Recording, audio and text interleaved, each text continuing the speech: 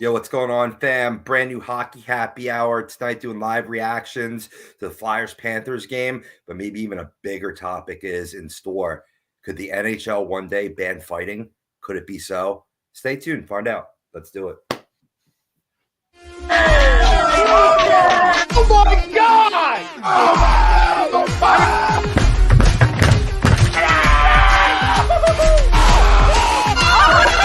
embarrassed! He's flying! Welcome in. It's almost time.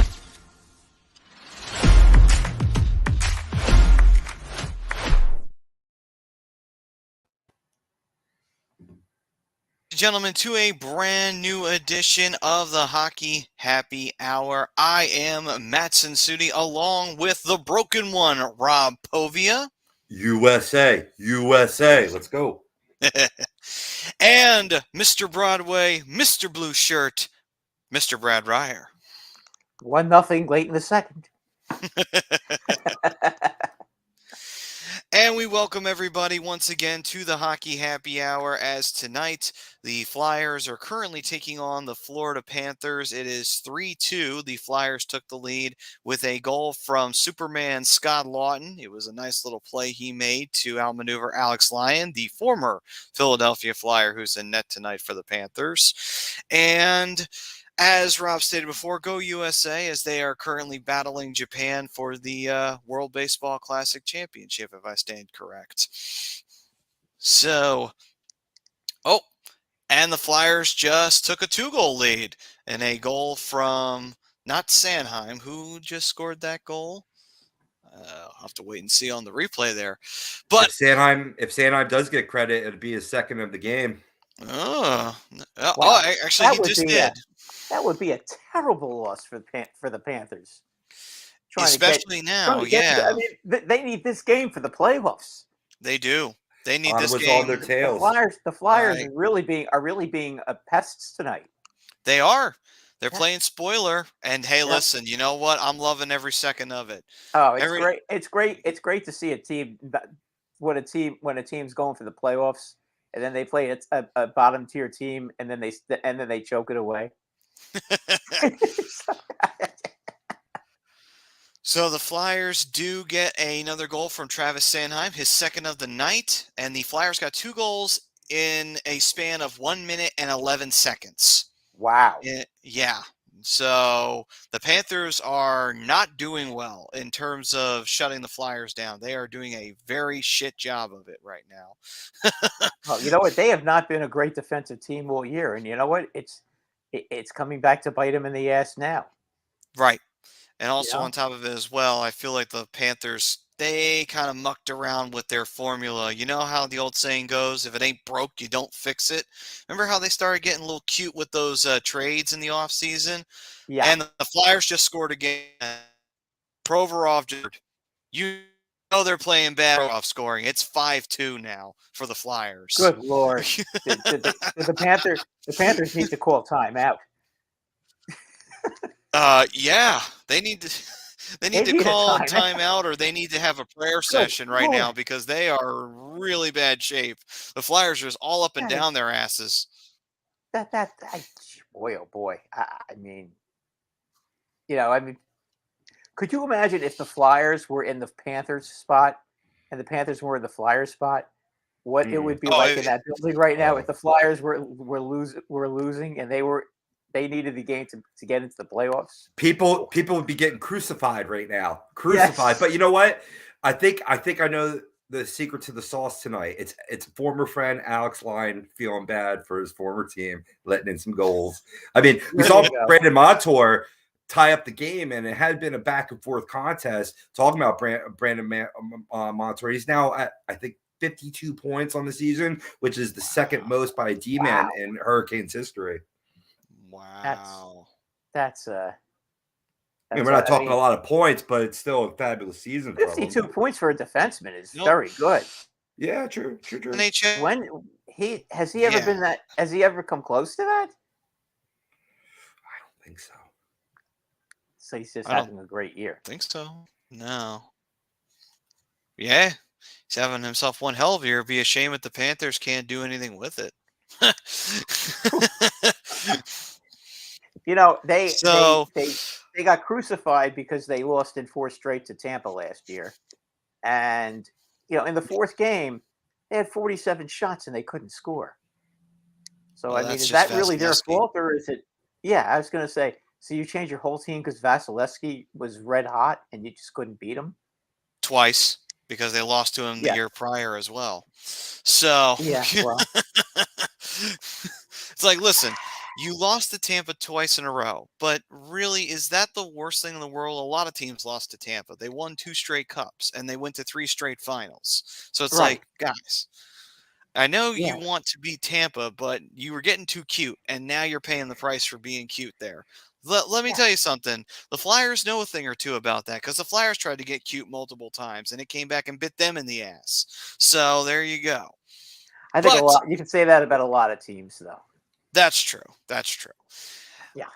So as the second period comes to a close, it is 5-2 Flyers, and with the intermission kicking in for that game, let's talk to you about our show sponsor, the doc, Dr. Paul Vidal over at Specialized Physical Therapy. If you need to make an appointment, if you got any aches and pains that are bothering you, just go online at www.specializedphysicaltherapy.com, make an appointment, and head either to Burlington or Cherry Hill, New Jersey, and the doc and his staff will take care of you, and you won't have any more aches and pains. And we will jump into our poll question, which is always an interesting debate to have, especially in modern day terms, because who knows? We'll see if it does come to pass. But before we dive into that, poll question brought to you by Baggio's Bread, located in Mount Laurel, New Jersey, home of the best stuffed breads, tomato pie, sandwiches, cutlets, and meatballs. Mention A2D, and you get 10% off of your in-store purchase. And, every now and again, you're going to have either a birthday or maybe you have a family get-together. The warmer weather's coming in. Easter will be here before you know it. And once the warmer weather comes in, what's the one thing that everybody likes to do? They like to go outside. They like to have some food. They like to enjoy that sunshine. Unless you're a ginger like me and the sun hates you. But if you are not, then you could definitely enjoy the sunshine and the warm weather. So maybe some good food along with it. Baggio's Bread. All right, so on to the poll question we go. And it is, the NHL will one day ban fighting. Agree or disagree? It's a big debate. It's been a debate for a long time now. Will the NHL move on from fighting? Gentlemen, I now kick it to you guys. Will the NHL do it? Will they do what the European leagues do and take fighting out of the game? I'll jump in real quick. I'm going to agree. I can see it. The trends have been moving that way for a while. Trying to come up with more rules for player safety, and I get that. I think it will be a major mistake, however, as without players policing themselves, you're going to see more dirty hits going down to get out that aggression, and thus more injuries, which is the very thing this type of rule tries to prevent. Now we're seeing this going down in the QMJHL, which we'll talk about later in the show, and they're going to serve as a guinea pig for banning fighting. But they've already had fighting down there since they added a 10-minute misconduct to a 5-minute major in 2020, trying to get rid of fighting in the game. We will see what kind of severe sanction they place now on fighting going forward. But in the end, it's something that you're trying to protect players, but in the end, you're going to hurt them in the long run. And maybe I'm a little old school that way, Brad. You're not old school, Rob. As far as I'm concerned, no, I don't think they're ever going to take fighting out of the NHL. Okay, I think in the junior leagues and college, yeah, ban it. They don't need to be fighting in junior hockey. Junior hockey players do not need to be fighting, and they don't need to be fighting in high school either, or college. But once they're pro, hey, look, pro is a different game. And I don't think it's gonna ever happen because, as you said, and I can't believe Gary Bettman could be that dumb to do that. But if you start banning fighting, okay, after the cheap shot that a couple of weeks ago that TJ Oshie laid on Ryan Lindgren, okay, and then he got his ass kicked by Barkley Goodrow, okay, it wouldn't just be an ass kicking, okay? It would have been stick in the face, maybe broken stick in the face, broken teeth, concussion time for TJ Oshie for that late hit, because he basically separated Lindgren's shoulder, and then he's back tonight, and then he just got hurt again. So I don't know what the deal is now, because I had the sound turned down, so I'm not sure exactly what happened, but I saw him go into the locker room. In any event, it would be a horrible idea. And not only that, there's a lot of play. You're taking the sandpaper out of the game by doing that. And you know what? Right. You're going to take all the good body checks and everything else out of the game. So, if you want to watch Ice Capades, that's fine. But I'm an old school hockey fan. I don't want to see any of that garbage. Play the damn game the way it's meant to be played, okay? Well, Brad, maybe the NHL will stay forward and keep fighting in the game, because you see the Ontario Hockey League and Western Hockey League already came out and stated that they aren't planning to change the rules around fighting. This has been a QMJHL thing where they've, really prioritized getting that element out of the game, and it works for them. NHL has been soft before. I could see it being soft again, but if they stay true to those other leagues, hopefully it'll stay in the game. Yeah, I can't agree. I can't agree that's going to be the case. First of all, they know that fans love fights. Okay? Every hockey fan loves fights. So anybody who thinks that we have to get fighting out of it, any hockey fan who acts like we have to get fighting out of the game, they're not real hockey fans. They're full of crap. As soon as a basketball game's on, they'll be turning on a basketball game. So you know what? I don't want to hear from them, because I think that they're all full of baloney. Okay, real hockey fans love fighting. Who doesn't love seeing a guy that's a jerk, okay, and does something nasty to one of your players, get the living daylights kicked out of them. I mean, it amazes me how ridiculous that whole thing is. What amazes me is that every time Jacob Trouba catches somebody with their head down and he checks them and sends them flying, that everybody wants to fight him. That I find pretty funny, because usually when they fight him, then he usually wins most of his fights. So it's like, okay, so after the guy took care of one of your guys, now he's going to take care of another one of your guys. Okay. I mean, honestly, I will say that fighting has always been an element that has been sold in the NHL, and it's something that does draw money. Is it the only thing that draws money? No. There was a time where you probably couldn't say that, because back in the day, it was very much the main selling point of hockey was the viciousness of the game. Nowadays, I don't think it's nearly as much the selling point as it used to be.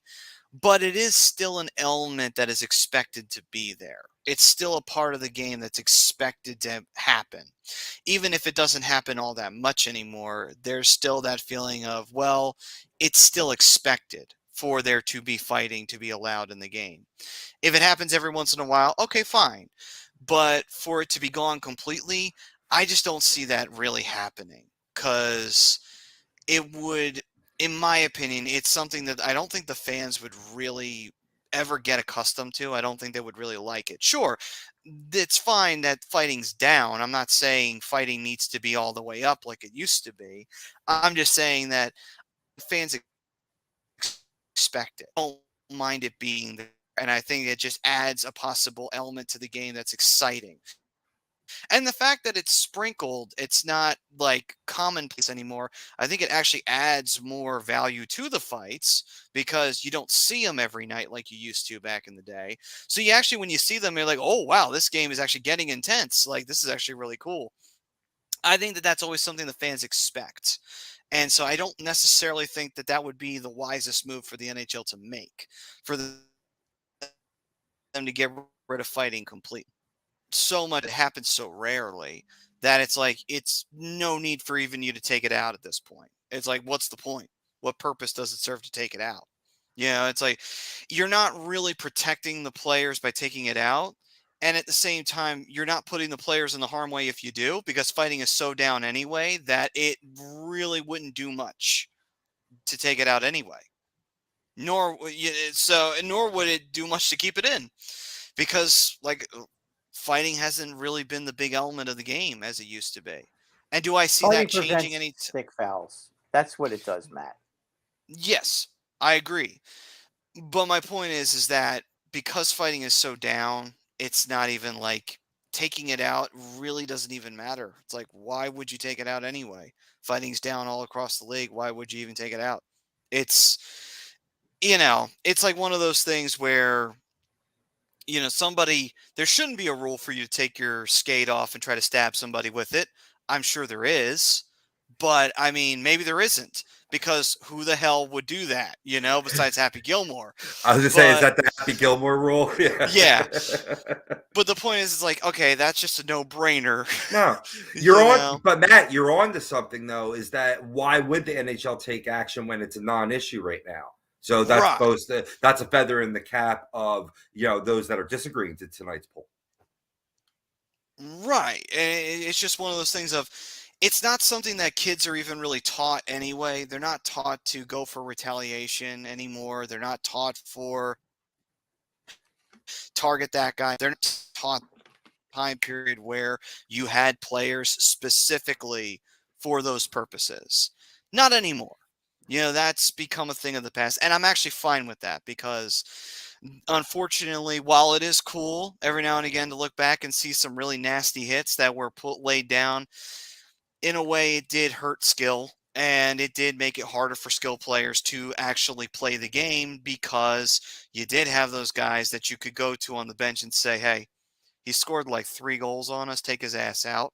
And while that they have an enforcer, it doesn't matter. You just took out their skill player. So now that team's hurt. And fighting, I think, did help discourage it a little bit. Didn't take it out completely. But at the same time, I think nowadays it's one of those things where kids aren't even taught, take that guy out.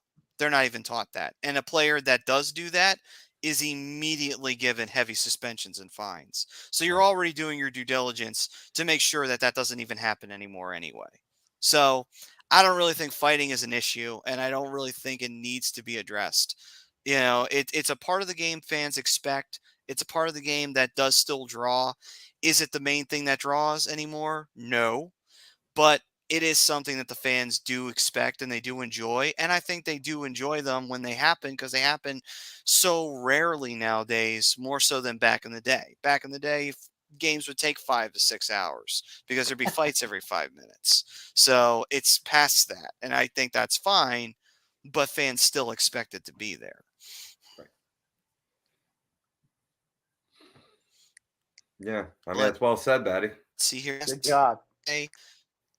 Thank you. Thank you. Damien saying, I hope they don't ban the fight. In our rugby league here in Australia has banned the biff, and now it's boring because you get all these cheap shots. So he's pretty much saying the same thing that you were saying, Brad, that, because cheap shots are now being allowed because they took an element out of rugby in Australia, you could see the same thing happen in hockey because you took fighting out of it. So somebody could cheap shot you, and it's like, well, what are you going to do? There's no retaliation for that. Sure, kids aren't taught that, but when you get to be a pro and there's no fighting, it's like, well, I could still get away with this, couldn't I? And not saying coaches do this anymore, but maybe a coach might say, listen, I ain't going to get mad at you if you do something. It's not to say that element's completely gone. Are you saying John Tortorella would ever do something like that? I cannot confirm nor deny those allegations. Yeah, that I will plead the fifth. That'll stand in a court of law. But you see it in every sport. You got to let the players police themselves, and when you take that element out, it allows for cheap shots. Exactly. Right. There's no fear. Cool. There's no consequence. Yeah, I mean, what you're gonna have is you're gonna have a situation where a guy like Tom Wilson, when he does something dirty, okay, instead of somebody challenging to a fight, they're gonna take their stick and they're gonna shove it so far up his ass that he's gonna be spitting out splinters. Is that what you want? or just have a fight, get it over with, and then it's done. I mean, you can't do that. You can't. And all the other thing is when something egregious happens, you can't wait for the next time the two teams play each other to get even. Right. I mean, that's part of the beauty of it. I mean, you don't see fighting in the playoffs, but boy, No. you see that. But you know what? When somebody hits you, every player gets that license plate and puts it in the back of their mind. Oh When yeah. they have a chance to get even with a good nasty shot, they'll do it. If it means that they have to drop the gloves, they'll do it. They're taking receipts. Yeah. Oh yeah. Oh yeah. Yeah. They Yeah. take receipts in the NHL. Oh They yeah. absolutely do. And that's totally fine. That's okay. Like you said, policing. Tom Wilson does some bullshit fucking thing. Someone takes that receipt, said, "All right, Tom. All right. Don't worry. I got it. I'll pay it back to you later." And trust me, you will not see it coming. No, exactly. And that's where somebody could really get hurt. I mean, how many Right. times does anybody really get hurt in a fight? Not really all that much. I mean, yes, there were some incidents that did Other than happen. other than Austin Watson, whose face looks like a chessboard. Right. Because The concussions, though. Right. yeah, but I mean, That is he- definitely he something that's that's a good element to throw in there, yeah, but Rob. but That this- definitely is. but he starts every one of those fights, and he doesn't have the brains to realize that he's not a fighter. Why would you keep doing something that's just going to get you beat up? Do you really think it's going to fire up your team or the fans? Losing fights Right. doesn't bump up anybody. Right. Okay, winning fights do. So And I'm not sure I understand the whole concept. I do. I understand. It goes back to code, the unwritten code among the players of you don't do shit like that, or other words, you will get a response and you will not like the response. So don't do a shithead thing if you don't want to get treated like a shithead. If you want to, okay, your funeral, but you wouldn't be doing that, right? Also, another thing Exactly. too is I feel like as well, one thing I think that is a little bit not talked about too much, goalies. You know how the goalies are supposed to be like, listen, you don't fuck with the goalie. You fuck with the goalie, you get fucked up. Simple as that. Yeah, and Yeah. I feel like that would be something that would get brought up too, where it's like now someone isn't afraid to maybe trip up a goalie behind the net, maybe not afraid to take a swipe at a goalie when he's down covering the puck. It's like those are kind of other things too, where it's like you don't do that in hockey today. You never did it in hockey. Why? Because you might be taken out on a stretcher if you do. And that's just not a smart thing to do at the end of the day. Did you ever see anyone do that to, well, no one would ever be stupid enough to do it to Hextall, because Hextall would put you on the stretcher. But, say like somebody like that's like, would you ever see someone like a Cujo? No, because somebody on the Maple Bennington? Leafs, somebody on the Blues, Bennington would put you on the stretcher too, but Bennington's a dick anyway. He would start something just for nothing anyway. So Well, he kind of did. Didn't he kind of do that last week? Yeah, I And then think against and Vegas. Fleury has never fought in his life, and he was dying to beat the crap out of Bennington. And I mean, nobody really. The whole thing is nobody really. Yeah, knows nobody knows if he could really back it up. That's the thing. Nobody's actually ever seen him fight. So who knows? Who knows? He could have gotten his ass kicked, or he could have really surprised here's the thing, somebody. though, that there's maybe, but we have to also think like, Fleury's French Canadian, and you know how that French Canadian temper comes out, and then it's like, oh Yeah. shit, Yeah, no one would ever exactly. accuse Giroux of being a top line fighter, but you know what? When Giroux lost his temper, holy shit, he would plow somebody into the fucking boards, and it looked nasty when he would do it. Actually, he got suspended in a playoff game for doing it. So the point is that like that French Canadian temper, man, you do not want to pull it out. I mean, yeah, Patrick Waugh may have had a short fuse, and he might not be the best example of, it didn't take much to wake him up, but you don't want to wake those guys No. up. They would look like they would end you if you did. Oh, Billy Smith too. Billy another Smith, one. but Billy Smith wasn't French Canadian. Oh, No. you know, I get that point. I get what you're saying. Yeah, he was always looking for I Billy mean, Smith was always looking for a fight. And you know what though? He could get away with it because Clark Gillies was right, there, and nobody in the right mind would right. unless you're talking about maybe Terry O'Reilly, who's about the only one who I can ever remember who ever beat him up, and the only reason he won that one fight was because Gillies didn't even know he was in a fight till he got about 4 punches thrown at him. And Ben Wilson. Ben Wilson, I forgot. Ben Wilson beat up Gillies once too. Those are the only two guys I can ever remember getting the better of him. And Gillies always, of course, was the Muhammad Ali and would have to get a rematch, whether the other guy wanted it or not. Makes sense. So yeah. Well, I mean, hey, the undisputed championship back then was very, very coveted. So you didn't want to lose that. Yeah, I still claim, even though I can't stand the Islanders, I've never seen anybody more vicious than him. I mean, Yeah. I would have loved to have seen in their primes Gillies fight Chara. That would have been one hell of a fight. Hell, actually, I would have to have seen Gillies take on Brashear. I would have loved to have seen those two guys go at it because those two I are think freaking Gillies would've- animals. Yeah, I know. But Gillies would have killed him. But Gillies was a controlled fighter. Brashear was out of control. Brashear would just start swinging, taking wild swings.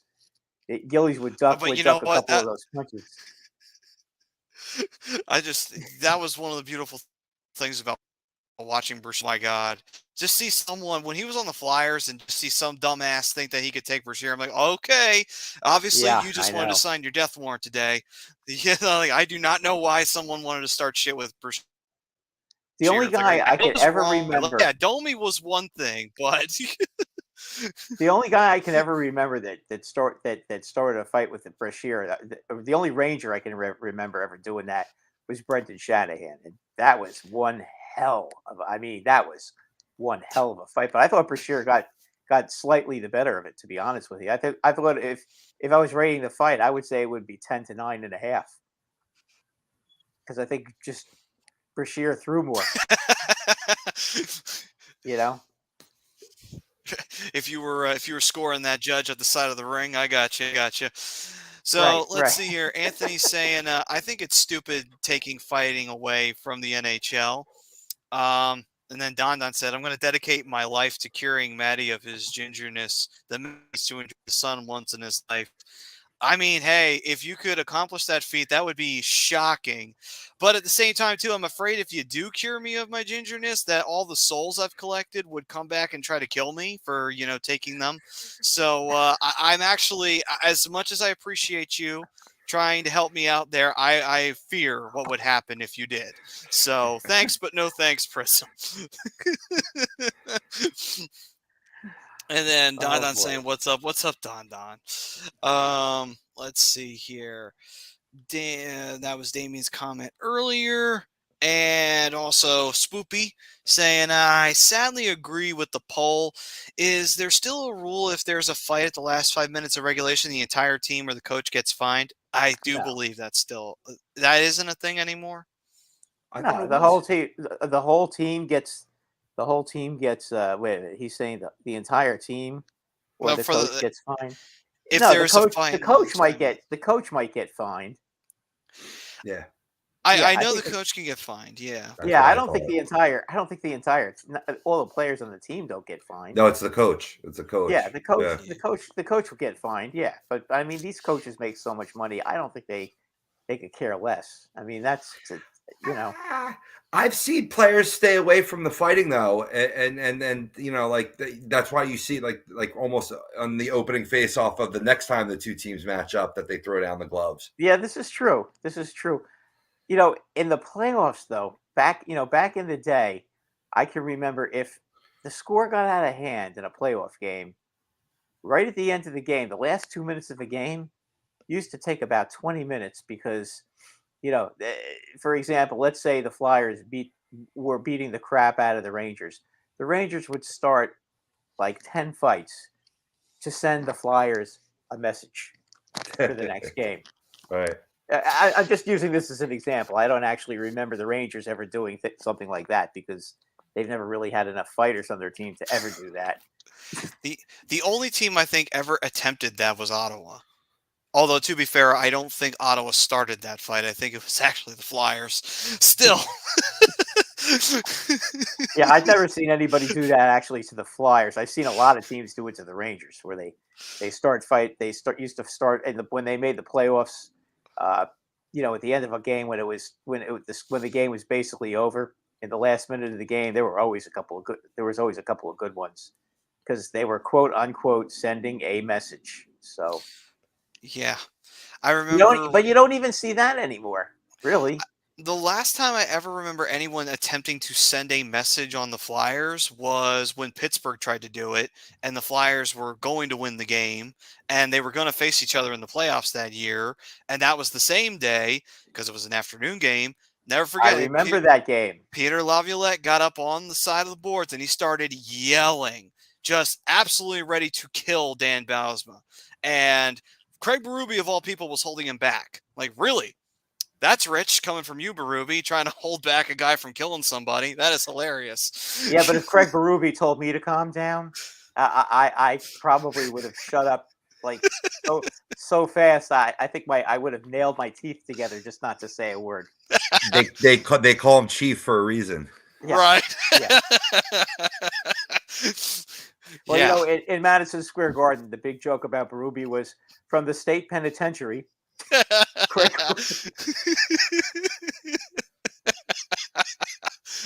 is hilarious. They sometimes used to call him Ogie, believe it or not. In New York, he was called Ogie a lot, like Oglethorpe. Okay, I see what you mean. From Slapshot. Yep. There actually was a player back in the 40s who did exactly the same thing Oglethorpe did. Really? Mm-hmm.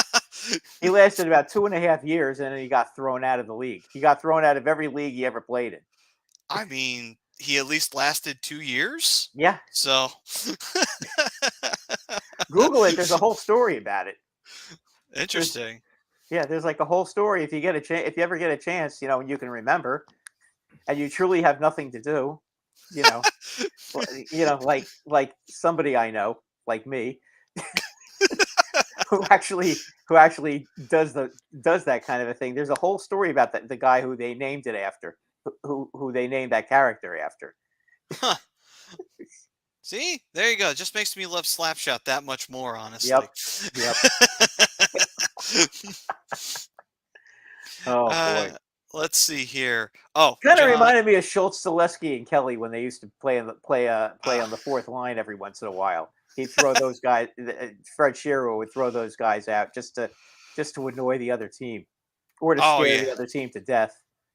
That was hilarious. Of course, I mean, it was not hard to be scared of those guys because who was going to stand up? Like, I would dare you. Like, could you imagine what you were thinking if you had to get off the bench and you saw those guys staring back at you? I would be impressed if you didn't come back to the bench and you hadn't shit your pants. It's like, wow, God, you actually hadn't shat bricks. I'm impressed by you. I mean, to have one or two of those guys is bad enough, but I mean, the Flyers had not only those three, they had Bob Kelly too. Right, you had Bob Kelly, and then they got Mel Bridgman, who is then they brought in Mel Bridgman, and Mel Bridgman was a very talented player to go along with it. Right, he was one of the best power forwards in the game when he was playing, and nobody ever. And that Jack McElhargy, Jesus Christ! I mean, what prison did they find all these guys? That's a very, very good question. I mean, they did have that penitentiary that's been shut down. That's the haunted house attraction for all these past years. Maybe they fished them out of there, to be completely honest with you. It was Kindrachuk, too. Nobody realized what a tough player he was, too. I mean, hell, it didn't even matter if you were skilled or not. I mean, friggin' Bobby Clark would friggin' get into fucking fights. I mean, albeit though he'd be protected, but he didn't give a shit. He would just be like, I don't care. Well, he'd get a few good shots in, and then if the other guy started getting the better of it, then you basically had to fight the entire team. Pretty You know. much. But I mean, I'm not going to say I can't really say anything because you know what? When the Rangers got Mark Messier, I mean, if somebody touched Messier, and I know what a filthy player he was, I'm fully aware of what he was. Okay, Adam Graves just couldn't help himself. I mean, I don't know how you feel about this moment, Brad, but I mean, he did slap Lemieux on the wrist in that one series with Pittsburgh, and to be fair, Lemieux did go down like a ton of bricks, like he'd just been shot. So Yeah, he did kind of sell it. But and how many shifts did he miss? Not many. 0.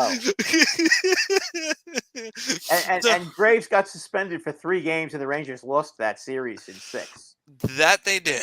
Yeah, and they were actually ahead in the series at the time, 2-1. And boy, I'll tell you what, this Ranger Kane game is starting to get real chippy. Oh boy. Well, I mean, those two do have a score to settle if they were to face each other in the playoffs. So I mean, well, it's still 1-0 almost halfway through the third period now. I'm sorry, with 13 minutes and 50 seconds to go, it's still 1-0. Oh, games are about at the same point in time. right. Yep. Meanwhile, the third period has been going. Do you realize for the they haven't Flyers, given still up? 5-2. They haven't given up a goal in over 100 and what did they say? It was 120. It's 120. They haven't given up a goal now in 160 minutes, 170 minutes actually. It's unbelievable. Yeah, strong defensive team. Not really. No, No, the goalies are very good though. uh, Yeah, I mean the reason I'm so excited about the Rangers right now, guys, is that Igor Shesterkin is back. mhm. And Just in time. Yeah, he's back. he's really turned it on, and you know, if he's playing like he did the first half of last year, and if he plays like that in the playoffs, in spite of the Rangers defensively being, you know, that makes up for a lot. Now, let's see here. Don saying, y'all know so much about history of hockey. Jesus Christ, it's crazy. Well, that's why they pay us the big bucks, right? Yep. We know all. You can't slip anything, and especially, I actually watched all the games in the late 60s, 70s, and 80s. So you guys are covered in that area with me. Because I remember, and you know, I'm very honest about what happened. I'll even say bad stuff about my own teams if it's warranted. It's not hard. I mean, it's not hard for me to say bad things about the Flyers. I'm sure it's not hard to say bad things about the Rangers because both of our teams have had their share of some miserable moments, to say the least. Oh yeah, yeah. I mean, it's trying. You know, if you're a hockey addict, you understand. Then you understand what we all go through with whatever team we happen to be rooting for. Right. I mean, poor Brian this year with Anaheim. I really feel for him. Oh, I mean, By the way, now I see it. Now I've seen it all. Somebody just clipped Igor. Who was it that did that? Oh, Jesper Fast. He's an ex-Ranger. Let me jump in real quick, boys. Being that you brought up Brian, I did want to give Dales a big shout out, man. Lots of love to you, man. He's going to be away from the show for some time, dealing with some personal family matters, but we love you, man. We're here to support you. Let's keep the hockey up. Absolutely, man. We're always here for you, brother. He is the man. Yes. He is the man, guys. Yes. And hopefully things work out. And hopefully the Ducks show a little life before the end of the season. Yeah, who knows? I mean, that'll make them feel a little better. Right. Maybe the Ducks can play spoiler and cost the team a playoff spot. Yeah, I mean, that would make me feel better, honestly. I mean, if the Flyers wind up costing Florida a playoff spot tonight, be like, oh, good, we did something this year. Fuck you, Florida. Even though we helped the Penguins, so it's kind of bittersweet. But listen, do you know who the Penguins have to play this week? Have you seen their schedule this week? Dallas. Yeah, it's not pretty. I think Dallas is on the schedule, and the Avalanche. Dallas, So if you think that they're going to win those 2 games, okay, and get themselves back into a playoff position, with the way that they've been playing, I could find something for you to smoke if you'd like. Oh yeah. Yeah, well, they sell it I across mean, the street. So. listen. Remember, I we live got to near fight. Atlantic We City. got to fight in the Flyers and Panthers game. Speaking of all the fighting, guess who's getting into a fight tonight? The Flyers, Brendan Lemieux. Yep, taking on. Is it Gudis? It's Gudis. What a shock! The former Flyer Gudis taking on the current Flyer Brendan Lemieux. I would favor Lemieux. Lemieux's a pretty good fighter. He's got quick hands. I think he held his own. Gudis probably is stronger. So if they're wrestling, I would take Gudis. If they're throwing them, I would take Lemieux because Lemieux can throw him pretty good. He landed a couple early shots, but then Gudis wrestled him. That was good analysis, Brad. Okay, yeah. Well, see, and I'm not even watching the game, but I've seen them both go enough to know. Yeah, you don't want to get into a wrestling match with Gudis because that's the one thing he can really do. Well, he's got the size that really helps. Yeah, his boxing skills, skills are really bad, but he's strong though. Just stay away and box him. Don't get into a wrestling match. That guy will take anybody down if it's a wrestling match. So let's see here. John Johnson saying Flyers aren't going anywhere. Why don't we just kick the ever-loved shit out of the rest of the teams? Well, if Lemieux just got that ball rolling tonight, so there you go. And Lemieux loves to do it. And you know what? Lemieux's a keeper for you guys because you know what? He's a pest. He's a pest that can actually play a little bit. Now things are starting to happen because the Rangers just ran Frederik Andersen. So now the Canes are crying because they ran Frederik Andersen after they chopped down Shesterkin. So it's almost as bad as the other night. Did you see when Kuznetsov almost got run over? No, I did not actually. Okay, well, because I can't remember who it was. It was Oshie, I think. Yeah, it was. No, it wasn't Oshie. Who were they playing in that game? The Capitals were playing somebody who was beating the crap out of them. It may have been Ottawa. I think it was Ottawa, and they really, really nailed Kuznetsov. I mean, it was an open ice check. It was like a Trouba check. Who's nuts off? And then really Oshie comes in to start a fight, and he got his ass kicked. Oshie, as usual, and I just find it funny because the Capitals do that all the time. Oh fuck! Did the Hurricanes just score? Yeah. Sorry, people. Hey, natural live hockey reactions. That's why people are tuning in. Right. They showed the tail of the tape. Believe it or not, Lemieux is actually taller and weighs more than Gudis. He's like 215 and 6'1", albeit though Gudis is 208 and 6 foot. So it's like it's not that drastic of a difference. He's a fire plug. Wow, what a shot right in the corner. Got a stronger core. That's why he does well in the wrestling. Right. Well, let's see here. Ted saying Florida is playing for their playoff lives, and look at what they are doing. Yep, they are absolutely shitting the bed right now against the Flyers. I think Ottawa could catch them.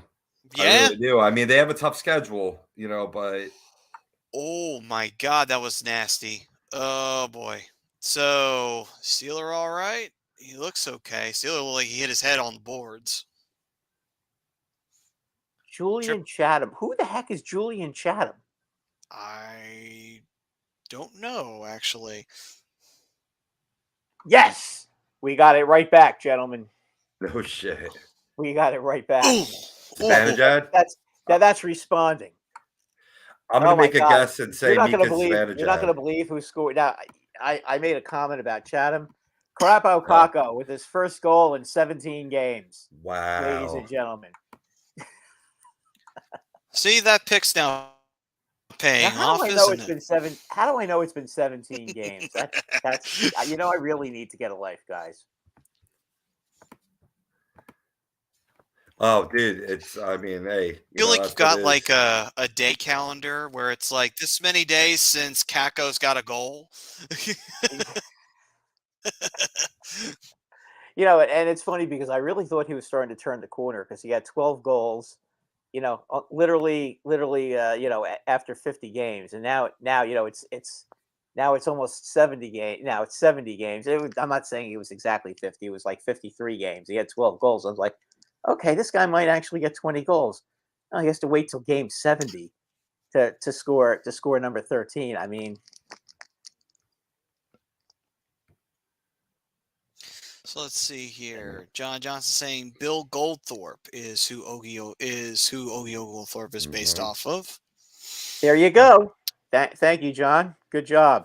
See, I told you there was an actual person who was Oglethorpe, who they came up with. Yeah, I Well, remember there you reading go. that.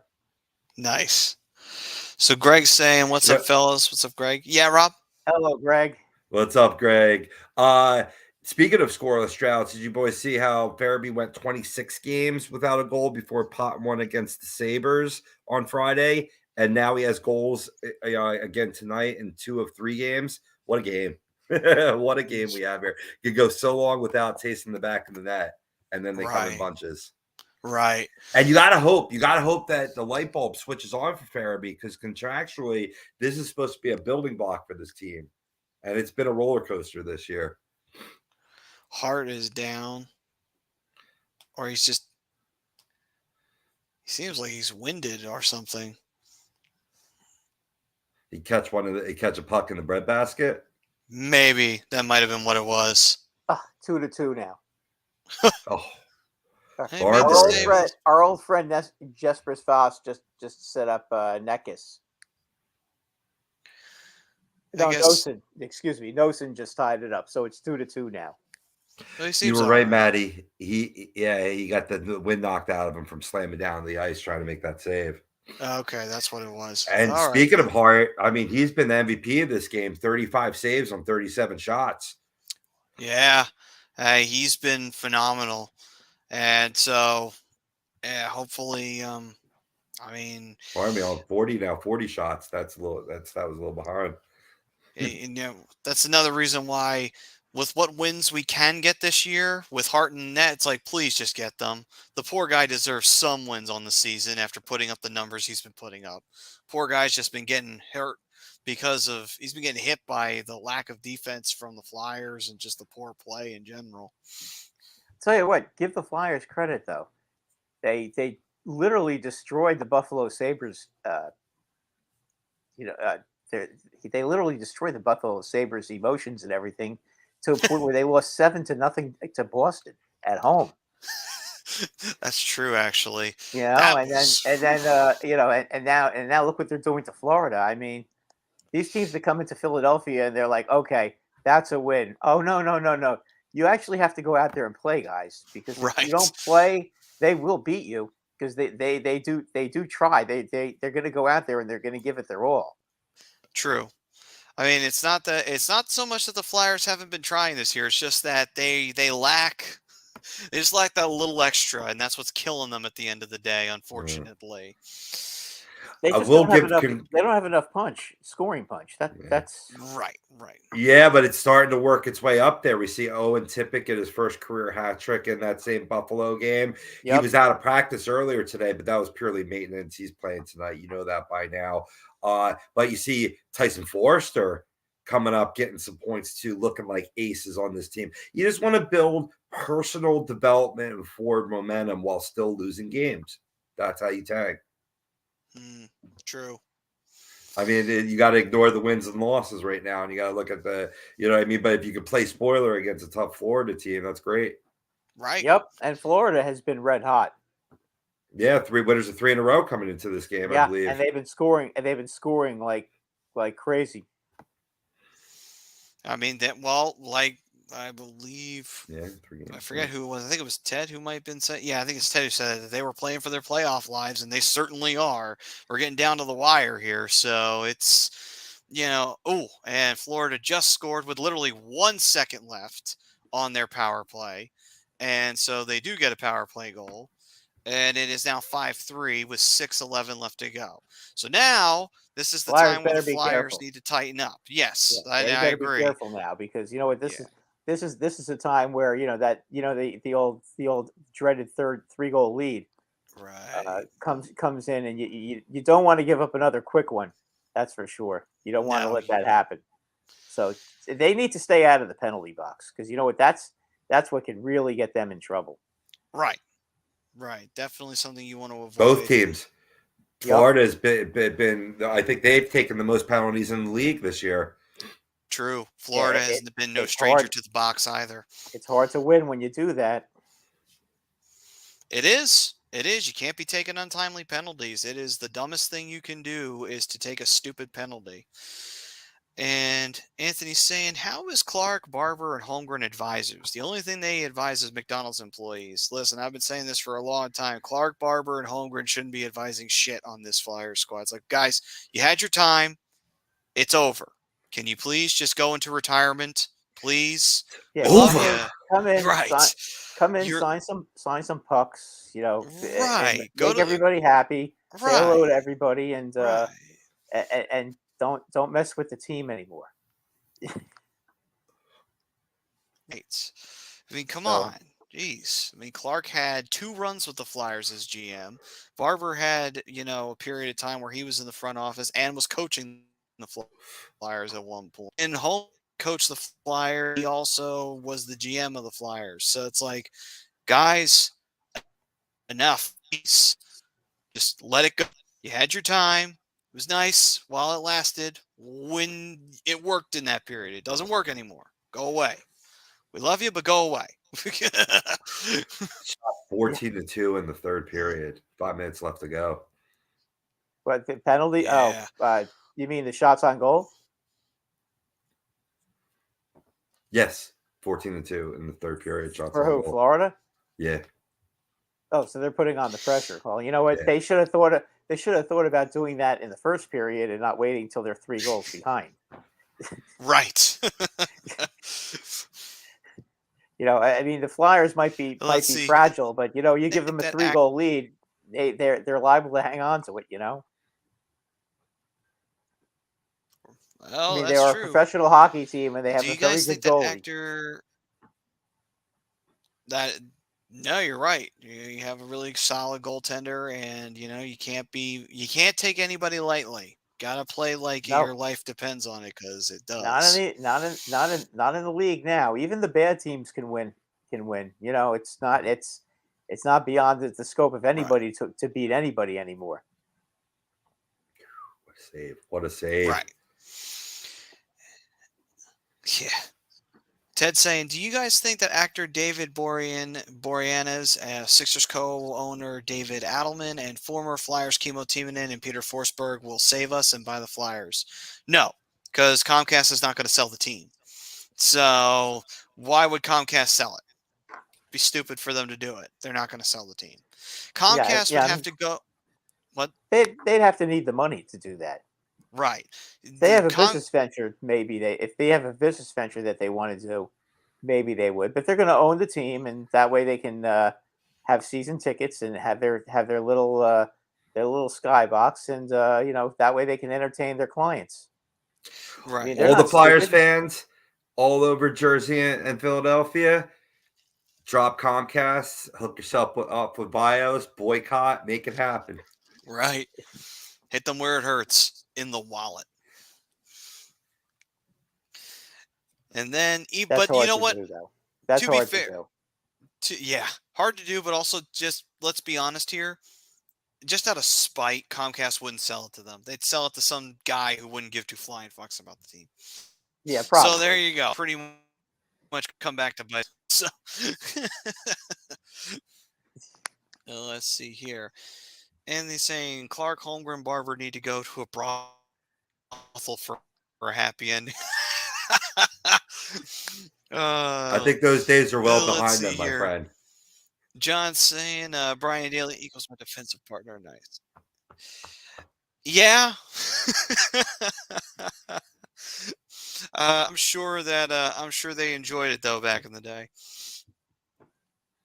And let's see here. Don, that's saying the real question is who's the worst fighter. I'm going to put Wayne Gretzky ever in history because he fought Brodin, and it is not a pretty fight. It looks shitty.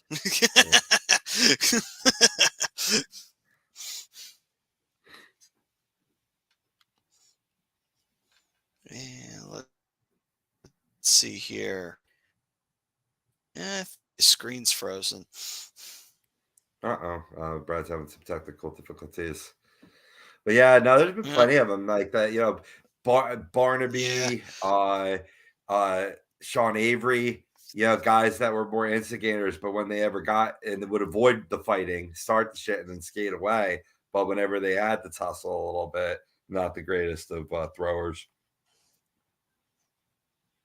Right. I will try to get Brad back on as soon as possible, peoples. Right. Let's see. Flyers nearly traded TK for Rob, for asking us. I had heard a rumor about that, but I didn't know if that was an actual thing. I don't know if Florida would want to trade Reinhart for TK. Nothing against TK. I just think that would be stupid for Florida to get rid of Reinhart because Reinhart's one of their better players. Right. I had not heard that. Yeah. The only reason why is because, I said it earlier, is like Florida got cute with a lot of trades, and I think it's biting them in the ass right now. So it's like, why would you do that? As trading talked about when we were previewing the season. Right. Why would you even, why would you hurt your team and handicap your team? But Florida, for some reason, well, you know what? This is what it is. Florida's not used to having good teams. They're not used to having great teams. They're used to having shit teams. So you know what? They don't understand what it's like to manage a team properly. To be fair, It took the Flyers a long time to figure out how to do it too. Actually, the Flyers still don't know how to do it. So there you go.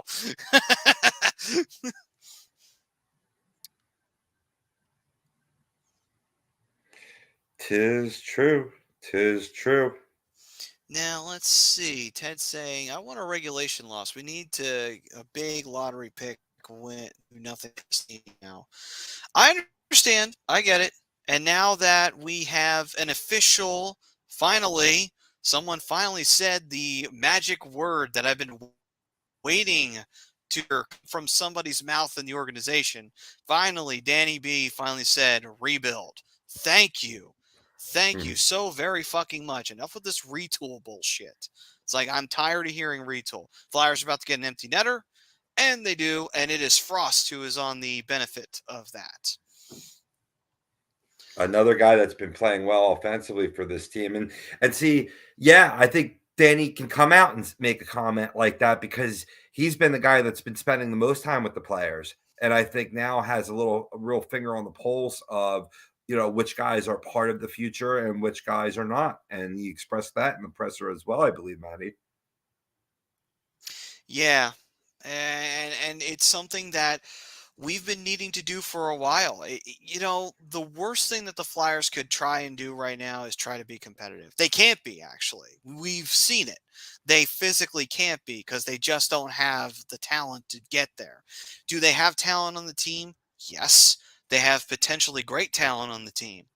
But that talent is still extremely young. So it's like, you're not at that point. And on top of that, so it's like, all right, fine. Invest in the youth. Don't worry about trying to make the playoffs. Fuck the playoffs. Right now, the playoffs don't exist. They are non-existent to the Flyers right now. Focus more on just investing your time, your money, your coaching, your development on the young players. Who gives a shit about the fact that Pittsburgh manages to somehow make it into the playoffs every year? Who gives a shit? Forget about the fact that the New York Rangers are probably going to, I'll say it, I hate to say it, the Rangers are probably going to win a cup soon. They probably are. They might win it this year. Who the fuck knows? I know it sucks. A rival team is probably going to win a cup again well before the Flyers get a third one. I get that. But you do what you got to do. Not all good teams get rewarded, Matty. It's a long journey to raise the cup, and teams get hot at the right time. The year, we're seeing a lot of that in the NCAA tournament right now. Well, that's true.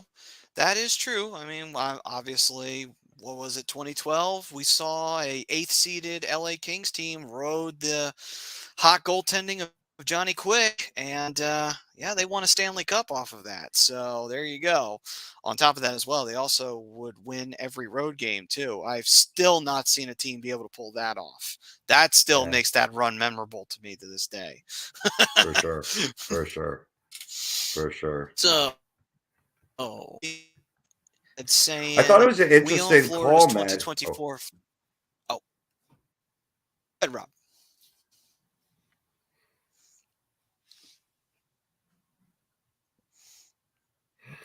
It was interesting, Maddie, in this game. I'm the worst. I'm the worst. Go for it, Maddie. No, we were trying to time that properly. It just didn't go down the right way. It happens. All right. Ted saying we Florida's 21st first from that G trade. Hopefully Florida is the worst team next year. Who knows? Maybe. And it is official. Flyers win 6-3. So congrats to the Flyers on that win. It's actually one of the few times doing these live reactions, I think, this year. Might be the only time. Is it the only time?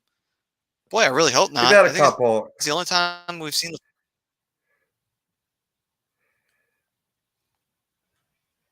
I think early on we did. Okay. All right, then. So what were you going to say, Rob? It was just interesting that Florida, this shows how desperate of a hockey team they are. And they're the one that's in the second wild card, narrowly ahead of Pittsburgh, and I believe 6 points ahead of the Senators. They've been going through it right now with a tough schedule, as I said before. But they pulled the goaltender, with a little over 4 minutes left to go in this game. And you're seeing that more and more creep up when a team's seeing a multi-goal deficit, and it came and bit them up in the ass, Maddie. Now, it's easy to say that's the wrong move in hindsight, but what are your thoughts on them pulling the goaltender so early? Honestly, pulling the goalie early, I mean, I guess desperate times call for desperate measures, and they just felt like, you know what, screw it, let's go for it. I mean, what's the worst that could happen? I mean, I guess that's what they're thinking. I mean, if you're down in a game, you're down in the game, and you need the points. So I guess that's where my head's at on that one. It's like, you know what? We need it. Let's go for it. If you don't gamble, you might not need. So you know what? Go for it. Right? I think that's where my headspace would be at if I. If you're playing a Boston Bruins team, you're playing maybe even the very same Senators that they'll be facing a couple times heading to the home stretch here, I could see it. Against the Flyers team that's towards the bottom of the barrel, you got to have a little confidence in your offense that you can pot 5-on-5 goals, or at least make good moves towards the net, getting another penalty call, because the power play was quite lethal tonight for Florida. It was. What I think it was just that desperation in their head. I think that was that, okay, we gotta, let's make it happen. Let's get it going. The points, and I think that's where it was coming from. There was that desperation kicking in there. Yeah. See, Eric Wisniewski saying, kids look great. Yep. Yes, they did. They looked very, very good tonight. And that's what we want to see. That's what I want to see more of. I want to see a great effort from the youngsters. They get some wins here and there. That's fine. As long as they continue to progress. And some of these guys get really good moments, like Tippett getting a hat trick and everything is like, great. This is what I'm talking about. Tippett's having a really good year. So that's what I want to see. I'm more interested in that than I am necessarily W's and L's at this point. I could give two shits. Playoffs, that's something we cover here, but the Flyers aren't going to be in it for a while. That's just how it is. Sure. You're supposed to see the guys take a development. Now you got Verhaeghe, as I said before, after going 26 straight without a goal, has goals in 2 of the last 3 games, added an assist for a 2 multi-point night tonight. Forrester, 2 assists on the night. Morgan Frost, a goal and an assist. Travis Sanheim providing offense from the defensive side, which, I think he's played overall, you could say ups and downs, but a pretty solid defense. We've missed that offensive, and showed tonight what he can do. They've had Igor Zamula as a 7th defenseman tonight as well, throwing in 2 assists Really, really spread around.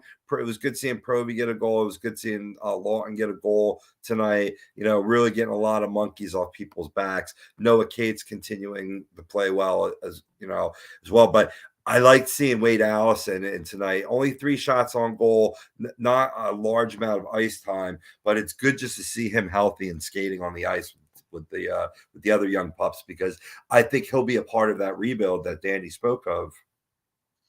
Absolutely. And I think that, you highlight players like that and you see more from them as they continue forward. It's like, that's what you want to see. You want to see that more often than not.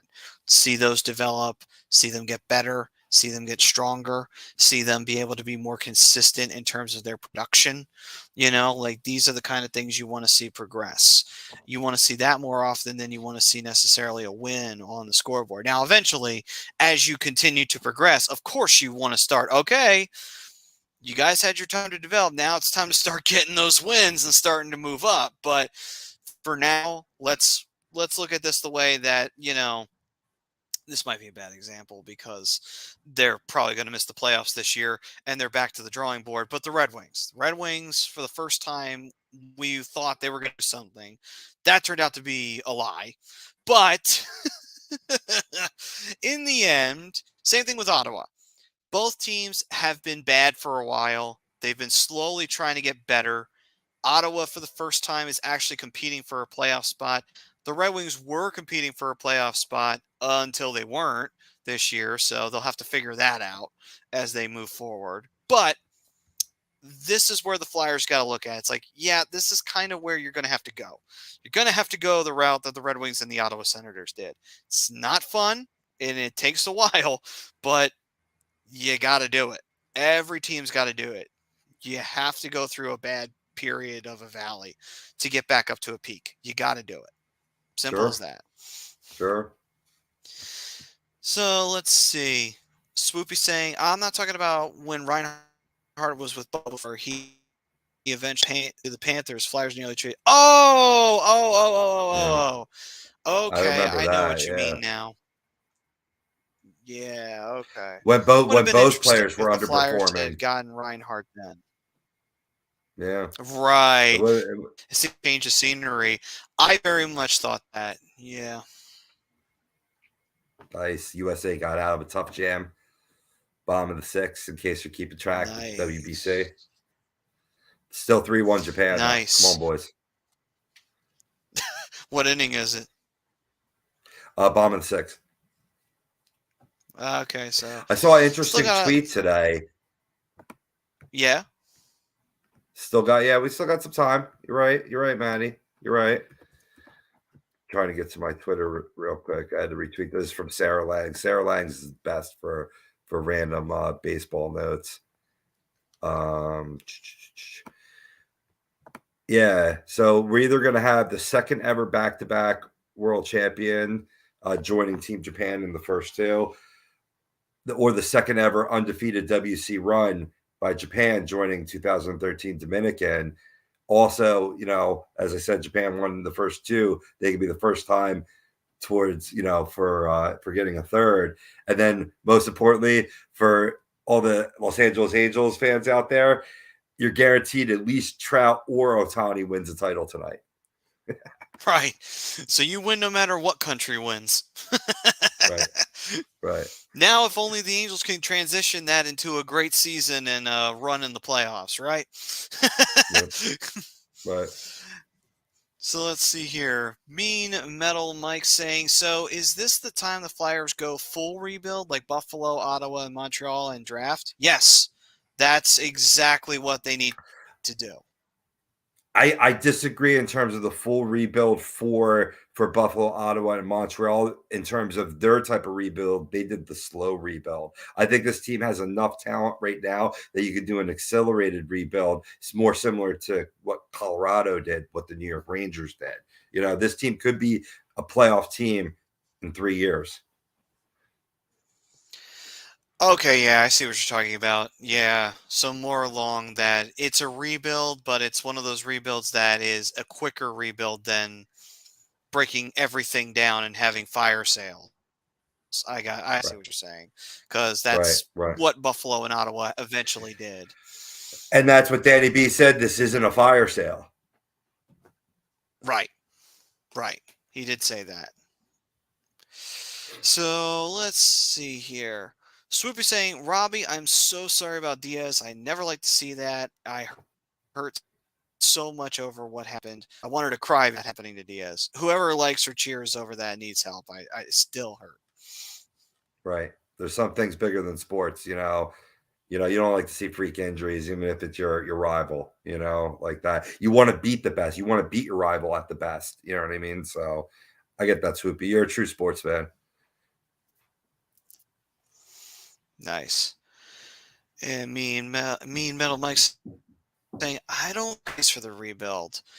I think if it's not a deep rebuild, I could see Hart sticking around. Hart's still young enough to be here for a rebuild. It's not like he's 27, and in his prime getting ready to hey, I'm like 27 and I would like to, be in the playoffs and compete for a cup right now, but this is going to take like 4 years. It's like I really don't want to be here for that. I could see him saying that, but he's only 23. I think he's 23 now, but the point is that's still pretty young for a goaltender. 24 still. Point is, young for a goaltender. I think he does stick around, because I don't think the rebuild's going to take nearly as long. I think you're right on that, Rob. It's not going to take nearly as long as we would think it would.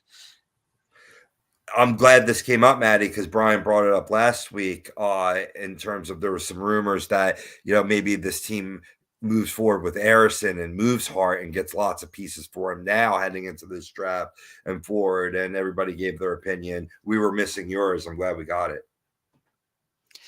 My opinion on that, my official opinion on that is, I don't trust Earson. Because I don't really know what Earson is. Yeah, he's had some great games. But has he had a full 82 campaign under his belt?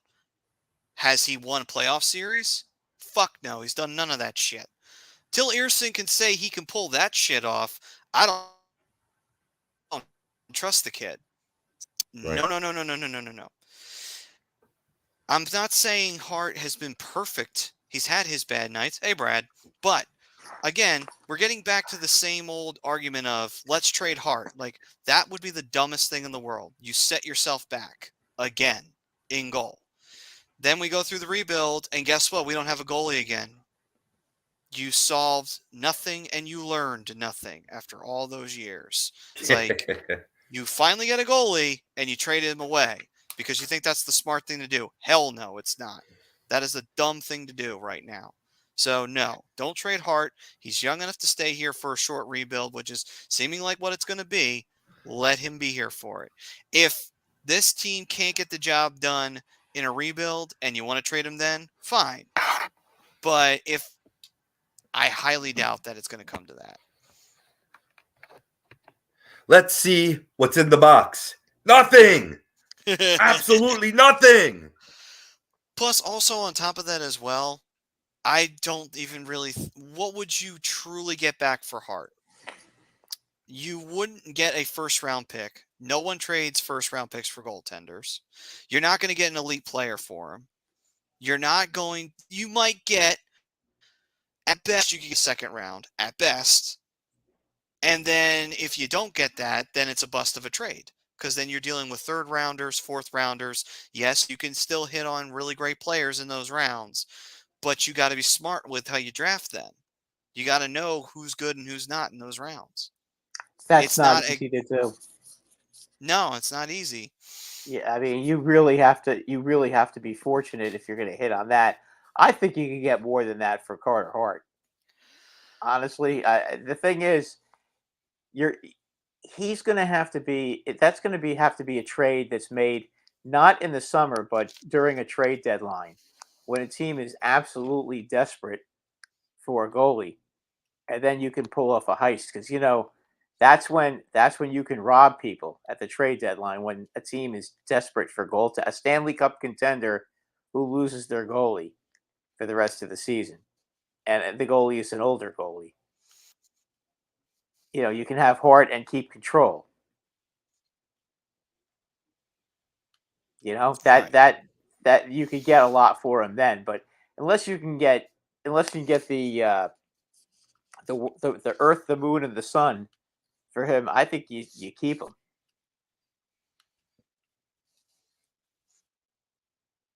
Absolutely.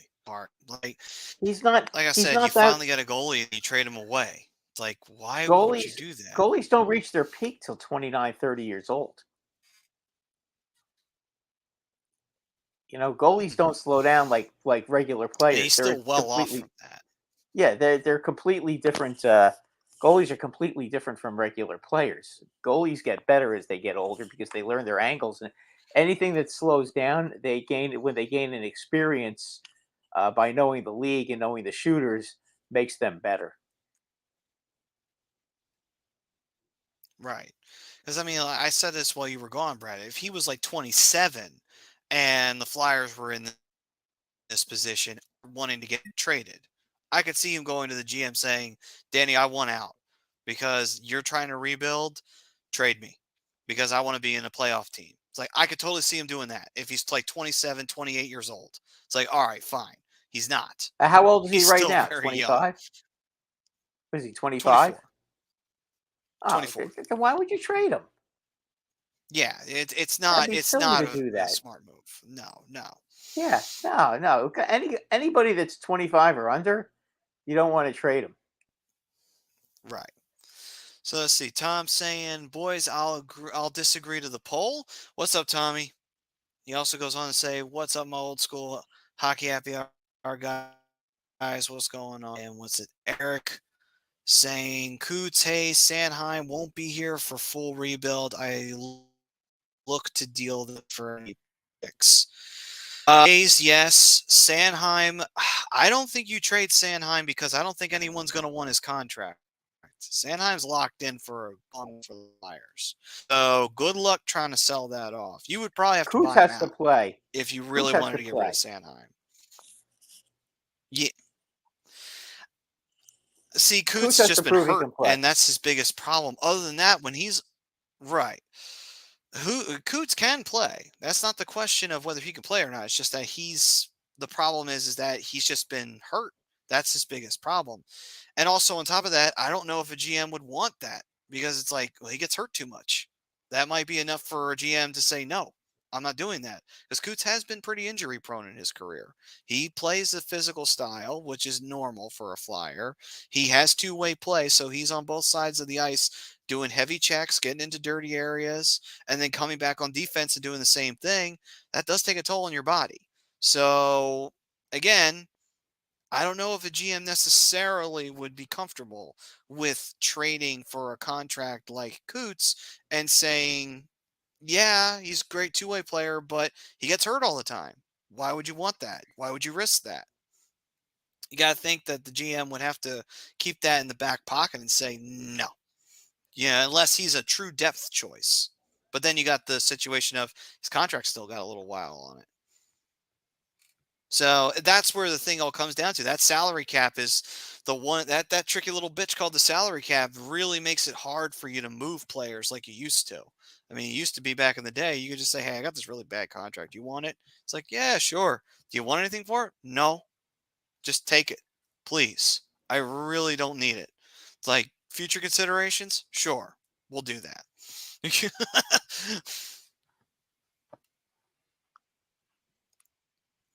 Of course, that was also the time you didn't have to report trades to the NHL, too.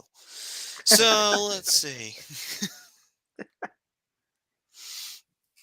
Meanwhile, Mike saying, I expect 94 wins this year for the Phils.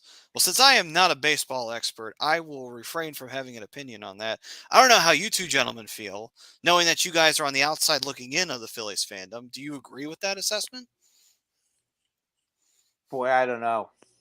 With Harper not playing the first half of the season, that's asking an awful lot. He might be back sooner than later. I think the Phillies are not going to put him on the 60-day IL, so it's leaving the room where he could come back before midseason. But I think this is hyped up by Trey Turner and his performance here in the WBC. Another homer tonight, adding that to an already potent lineup. What's going to be key for the Phillies is their pitching. And I mean, you got the two aces up top. What do they get behind them? And there's some talent there. Oh yeah, for sure. They can listen. They can still hit even without Harper. They can hit enough to win games for sure. So I mean that's something that Right. that you can watch for. Also, I think if the Phillies were smart, they'd make Dominguez their closer, and and go from there, and let all the other guys be in the outside looking in, and try to build a bridge to him. He's got good enough action on his pitches that he should be able to close games. It's just a question of staying healthy, but we'll see. I mean, that's their manager's job to figure all that out. If they try to make Kimbrel the closer, they're dead. Kimbrel is not good anymore. So let's see here. So we'd be saying, Robbie, do you think Calgary trades away Huberdeau after signing him to a long-term deal? I heard he really wanted to be a Canadian before he re-signed. He's nothing like he was in Florida. Maybe it's the change and he needs time to adjust. Not really sure. I think it's the latter there. He needs time to adjust. And we knew we talked about Calgary could be down with a lot of moving pieces coming into the season, a lot of moving pieces around Huberdeau as well. I think because he signed the long-term deal, he intended on at least giving it a fair shake. Yeah. I mean, we both saw, between all the teams in the offseason that changed drastically, Florida, we talked about that earlier in the show. Calgary was the other one. They were the one in the West that changed drastically too. They literally facelifted their team. Now, to be fair, Johnny Hockey wanted out. So you kind of were in a situation of, well, we're going to have to facelift the team because we have no choice. And so did Kachuk, though. Right. So you see that's the situation. You're like, crap, the two best players won out. All right. Well, I guess we got no choice. We have to change the team now. As for Florida, I don't know. I still scratch my head at some of the moves they made this offseason. It's like, boys, don't kill yourselves. But like I said, they don't know how a good team works because they've very rarely had them, and they've only just started to know what that's like. So let them figure it out on their own. Yeah, I can't figure out why players don't want to play in Calgary. Saladome is an exciting arena to play in. The women out there in Calgary, the beer must be skunked. That's the only thing I can figure. Maybe I don't know. It's like nobody wants to play in Winnipeg either. That's the problem. Yeah. There are two places that seem like purgatory: Calgary and Winnipeg. Sure. That's the problem. I mean, yes, Winnipeg has the excuse that they're a small market. I mean, Calgary is one of the bigger markets in Canada, so it's like, well, you don't have that excuse to fall back on. Winnipeg is not as small a market as you think. I mean, it's small compared to a U.S. market. I think that's what I mean by that. Like a lot of the Canadian markets, they tend to get except for like Toronto and Montreal, they tend to get you're a smaller market compared to a U.S. market. Hence why when expansion rolls around for the NHL, they usually look to the southern portion of the Canadian border instead of the northern portion of the Canadian border most of the time. Yeah. And hence why Canadians are always so mad when expansion rolls around. It's like, guys, I'm sorry. It's like, listen, I want the Nordiques back as much as anybody else, but it's just never going to happen. It's just how it is. Not as long as Gary Bettman is the commissioner. Right. He's like he is dead set against it. He is. He is. For whatever reason, I have no idea why he insists on having the NHL owners pay for Calgary. I'm sorry, not Calgary. Pay for the Arizona Coyotes. That's kind of criminal to do that. Well, to be fair, if this team can't draw in Tempe, I would then probably say, okay, they got to. It's time for them to go. They need to go now. It's ridiculous. This year they should be gone now. I mean, they can't even sell out. They can't even sell out a college hockey rink, for crying out loud. I mean, what was there 5,000 seats in that building? It's called about that. But what's offensive is that it's called the Mullet Arena, and don't have mullets. It's like, come on, guys. That should be mandatory for the Coyotes now. It's like, listen, all you got to grow a mullet. It's just how it's got to be. It's the mullet arena. You play in it, grow the damn mullet, and let's be done. We are a 90s hockey team from this point forward. Deal with it. Business up front, party in the rear. Yeah, there you go. Boy. Yeah, I mean, they should be gone. There's no excuse for them. There should be a team in Houston, and for God's sake, not a team in Atlanta. No, Atlanta's failed twice. I have actually, the ironic thing is the people who have talked about, I think the owners meeting, there was a talk of expansion or whatever. And I don't think they were talking about like, it's going to happen like anytime soon. It's not for a while. It's not for a while, but I think they did say that Atlanta, if there is an ownership opportunity, they might consider it for a third time. I'm like, are you sure? Because it failed so miserably the last time. It's like, Atlanta is not a great market. It's not a great market for it is. Yeah, I mean, listen, the Hawks don't draw at all. Okay, the Falcons, they love the Falcons even when they stink. That's a football town. Okay, the Braves barely sell out, almost don't even sell out playoff games. And the Hawks don't draw for crap. What makes you think that they're gonna? I mean, they've never liked hockey to begin with, and you're gonna give them a third chance? Right. I mean, that's ridiculous. And Quebec did nothing to deserve to lose their team. No, they really didn't. Their owner wanted out. Right. Michel Aubry realized that the dollar for Canada was going down. They had changed to the U.S. dollar, and that hurt their finances big time. So since he foresaw the financial ruin that he was probably going to find himself in, he said, screw it. I'm selling the team now while I still can. Yeah, and Denver wanted a team. Right. Now, the sad part and the kick in the nuts part is that the Nordiques had finally started putting a great team together after so many years of being bad, and then Colorado reaped all the benefits of that. So yeah, that was a shame. That was a shame. That really was a shame. I mean, when you think about all the great players in Quebec, I mean, they had the Stastny brothers, and then they had Joe Sakic. I mean, they had some great players on that team. Michel Goulet, I don't know if you guys remember him. Guy scored 500 goals in the NHL. I think he's a Hall of Famer, if I'm not mistaken. I think he is, yes. Yeah, I mean, then later Owen Nolan and some of these other guys, and they had some real good players on their team. They did. I mean, Peter Forsberg played for them before that was the team he debuted with. And then you had Joe Sakic when he was coming up and he was a young up-and-comer. You had Foote. He was there by that point. Mm-hmm. You had some young pieces that went on to become cornerstones for the Avalanche. So, yeah. That's really a shame because they had a dynamite team. They did. I mean, you could see it coming. And Joe Sakic, I mean, he was one of the most respected players ever in the history of hockey. Everybody liked him. Nobody would even hit him because they all respected him so much. Right. Now let's see here.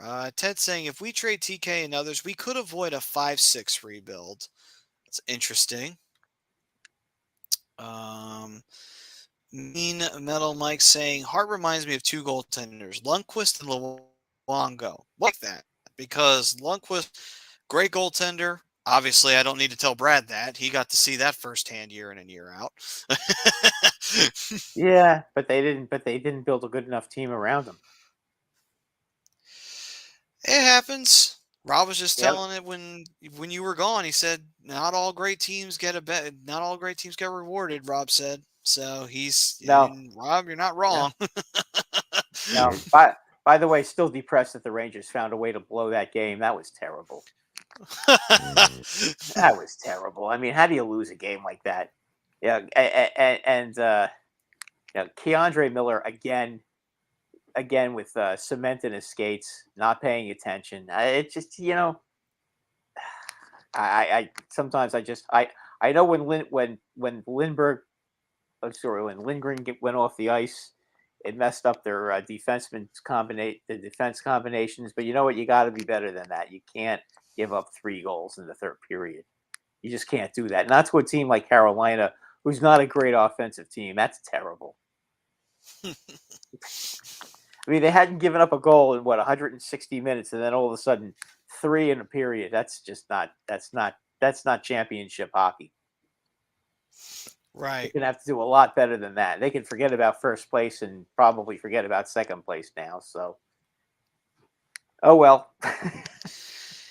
So Anthony's saying Buffalo has been rebuilding since the 90s. Flyers have some talent to work with, but the Flyers need to rebuild a defense around Hart. But when you have clueless GMs that just don't care about being in Philly because they are getting a free pass check. I mean, well, for one thing, Buffalo's actually been rebuilding since the early 2000s because they actually had a really good team in the early 2000s when they had Ryan Miller in his prime. But they and Brett Hull. Well, no, I'm sorry, not Brett Hull. What am I saying? Not Brett Hull. They had Danny Briere, and they had they had Drury, and they had all those real good players. They had a lot of good players in their team. Brett Hull had a big goal against the Sabres. Right. Yeah. In 99. And Hasek. I mean, they had some real good players in their team. Yeah. Yeah. I mean, to be fair, Buffalo, when Hasek, see, I think sometimes people forget, like, not everybody, but I think some people forget that Hasek, when he left, that didn't kill the team as much as people think it does because they had Miller. That was the ironic thing. They wound up stumbling into Ryan Miller, and he was like, holy shit, okay, never mind. Losing Hasek isn't the worst thing in the world for us. We got Miller.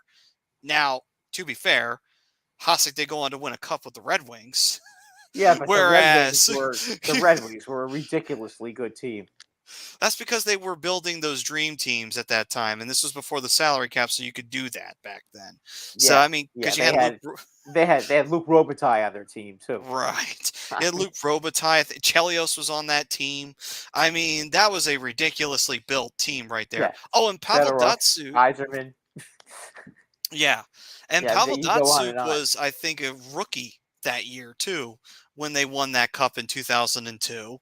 And then on top of it, you still had Lidstrom on the team because he hadn't retired yet. Let's not forget Henrik Zetterberg.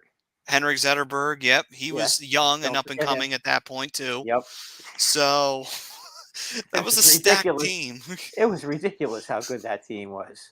Yeah. Konstantinov, they had him too. Remember him? Yeah. Yep. Sure do. Yeah, Vladimir Konstantinov. Of course, obviously, we all know what happened. Yeah, that was a shame. But he was a great player. He was a great player before he car accident. Got that car. Yeah, he got into a car accident. Was in a wheelchair, and then he passed. So but it was great. They had him out on the ice with the cup, though. That was cool. Yep. Yeah. He was a great player. Great player. He was so mean.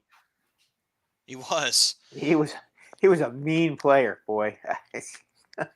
A lot of those teams. Well, you had to be mean back then. What other way were you going to beat Colorado? You had to be mean. Yeah. You're not kidding.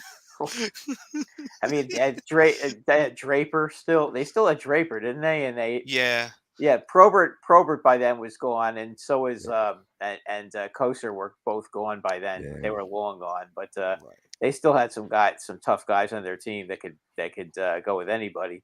Darren McCarty. Yeah. Oh yeah. I mean, he only literally beat the living piss out of Claude Lemieux for jumping or doing a dirty hit to one of the Red Wings players, and I forget which one he hit. Who did he hit? Claude Lemieux was a dirtbag. I do forget who Lemieux hit though to start that fight. He was. I hated him. I would put him on the same douche level as Dale Hunter and Esa Tikkanen. Absolutely on the same level because he was a filthy player, and he would sit and he would stare at the ref and as soon as the ref would turn his back, he'd spear somebody in the gut. That was just his. That was his thing. And then he would always try to run away from fights, but sometimes he would get caught before he got to the bench. Yeah. Of course, back then you can get away with that shit. Nowadays, it's like, no, you're suspended for like 50 games now if you pulled that shit today. Yeah. No, you couldn't do stuff like that. So let's see. Eric saying, I think full rebuild might take 3 years. Plenty of pieces here to shorten the process. I agree. Yeah, you would have to trade Konechny though to get a first round pick. He's the one guy you could get a first round pick for. I do think that's that's true, and I think the same applies for Kevin Hayes, but you're going to have to eat some salary. Yeah, Hayes is going to take a little bit of cat magic. Yeah, you're gonna have to eat some salary or take a bad player, or not a bad player, but a contract problem back, and then you can get a first round pick. But you're gonna have to take somebody else's pain in the ass, because that's just how it is when there's money involved. If I'm trading, if you're getting my best player who unfortunately makes a little too much money for most teams, you're going to have to take my pain in the ass. I'll give you a first round pick, but you're going to have to take my pain in the ass back. That's kind of how it goes these days. Like I'm trying to think of of certain players who might contractually be killing their teams. And that's the kind of guy you'd have to take back. Yeah. No, I totally hear you on that one. I really, really do. But let's see. They really need to just to take some of their really good players and get some first round picks. They need to load up on, because listen, you could get 3 or 4 first round picks. You're going to screw up one, because that always happens. Nobody's perfect, okay? But you got to hit it. You got to try to get like 3 or 4, because the odds are that you'll at least get 1 or 2 of them to be great. Well, your boy Schwarber just hit a home run. So now it's 3-2. I mean, he just missed those 2 other home runs. He had 2 foul home runs, and then finally he was able to keep that one fair. I can tell you what, he is strong, that guy. Let's go! And let's see, Eric saying, listen, to me it's not a real championship if the United States isn't using their top doesn't have their top pitchers pitching. It's not a real championship. I'm sorry, but you can't convince me otherwise. Right. Ted saying it's all up to Hart. Say he doesn't want to stay during a rebuild. I absolutely hate to say it, but you have to see at least what Hart would bring. Yeah, I agree if he doesn't want to stick around, but I don't think that that's what Hart's wanting to do. Like, I don't think Hart has any intention of going in at this point and saying to Danny, I want to be traded. Do I blame him if he does? No, because he's had to deal with some bullshit since he's been brought up to the Flyers. But, I mean, if he really wanted to be traded, if he was dead set on it, if he was telling the media, I'm not coming back, fine. You do what you got to do. I don't think he's quite gotten to that point yet. No, I don't think he's there. I think it's no, absolutely. First of all, I think he likes playing. I think he likes playing here.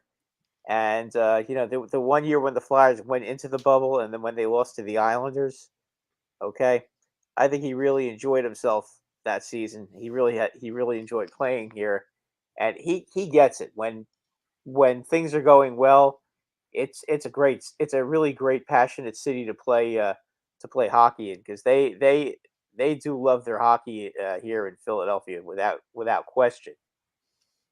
True. I mean, one thing about the Flyers, they've been pretty good at showing up for the most part, although they kind of embarrassed themselves against the Rangers. But you know what? I don't know how the Ranger fans all got all those seats, but Flyer fans obviously sold their tickets to them, and they should know better not to do that. because I don't know how the hell they got so many tickets ended up getting into their hands. That's strange because it's not that easy. Right. It's baseball season. People are checking out for the hockey season, the fair weather. Well, that's all right. Yeah. Well, no, we'll get them back in the playoffs. They'll come back. They'll come back because they'll see the playoffs and oh yeah, that's right. That's always fun to watch. yeah. Right. I mean, I hopefully will have some live reaction for some Rangers games just to see Brad just biting his nails the entire time. Yeah, it's funny. Swoopy asked me, how come of all the times I've seen you watch Ranger games, that's the first time you actually reacted to a goal? And I told him, and I'm gonna tell everybody else. When the Rangers give up a goal, it depends who scores the goal. When it's a piece of shit nobody that scores, it drives me nuts, especially against a good team. Right. It makes me so annoyed. Or if it's a former Ranger who absolutely sucked and never did shit, and all of a sudden he comes back and he starts scoring again. That guy who scored, I never even heard of him. I'd never even seen that guy on the ice before. And he scores a tying goal and he breaks the string. And then it seemed like the Rangers started running around after that. And they completely lost their they completely lost their train of thoughts, and it seemed like they just weren't playing smart team defense anymore. Well, now the Americans are down by 1 run. Yep. So we'll see if they can have some ninth inning lightning. I agree with you, Mike. And that's something we talked about pre-show. We all agree to agree to hate on the Penguins. They're hypocrites, they're fans.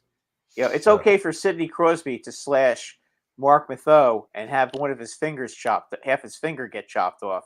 That's okay. But when Crosby gets a clean hit by Trouba, when he gets hurt, they're all crying. Woo! Why isn't Trouba suspended? Well, he isn't suspended because A, he didn't leave his feet. B, he wasn't headhunting.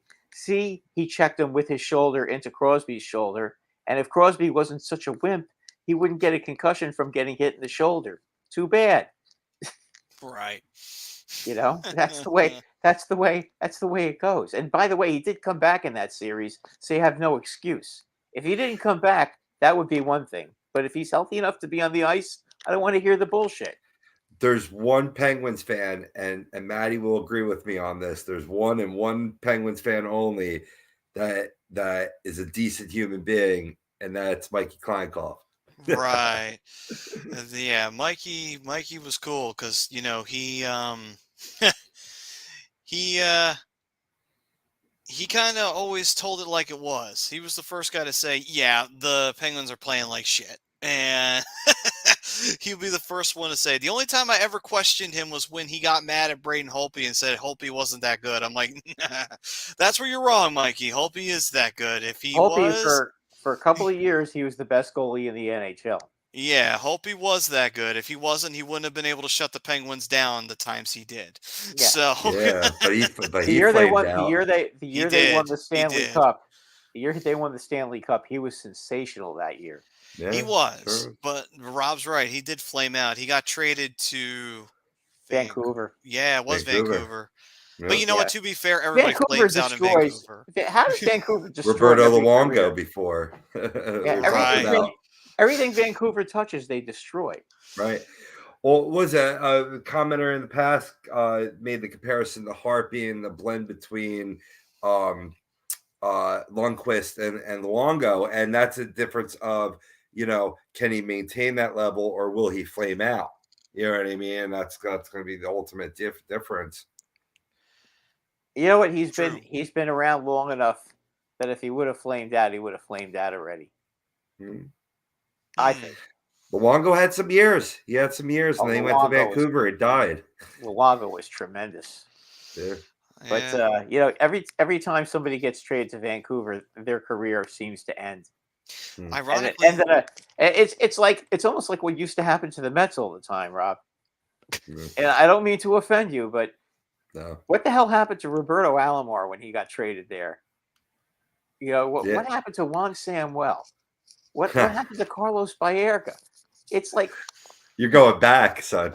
yeah, I know, but you know all these guys. No. I don't understand how Robbie all Alomar these did some guys. things. He was decent. He was not the former All-Star self he was.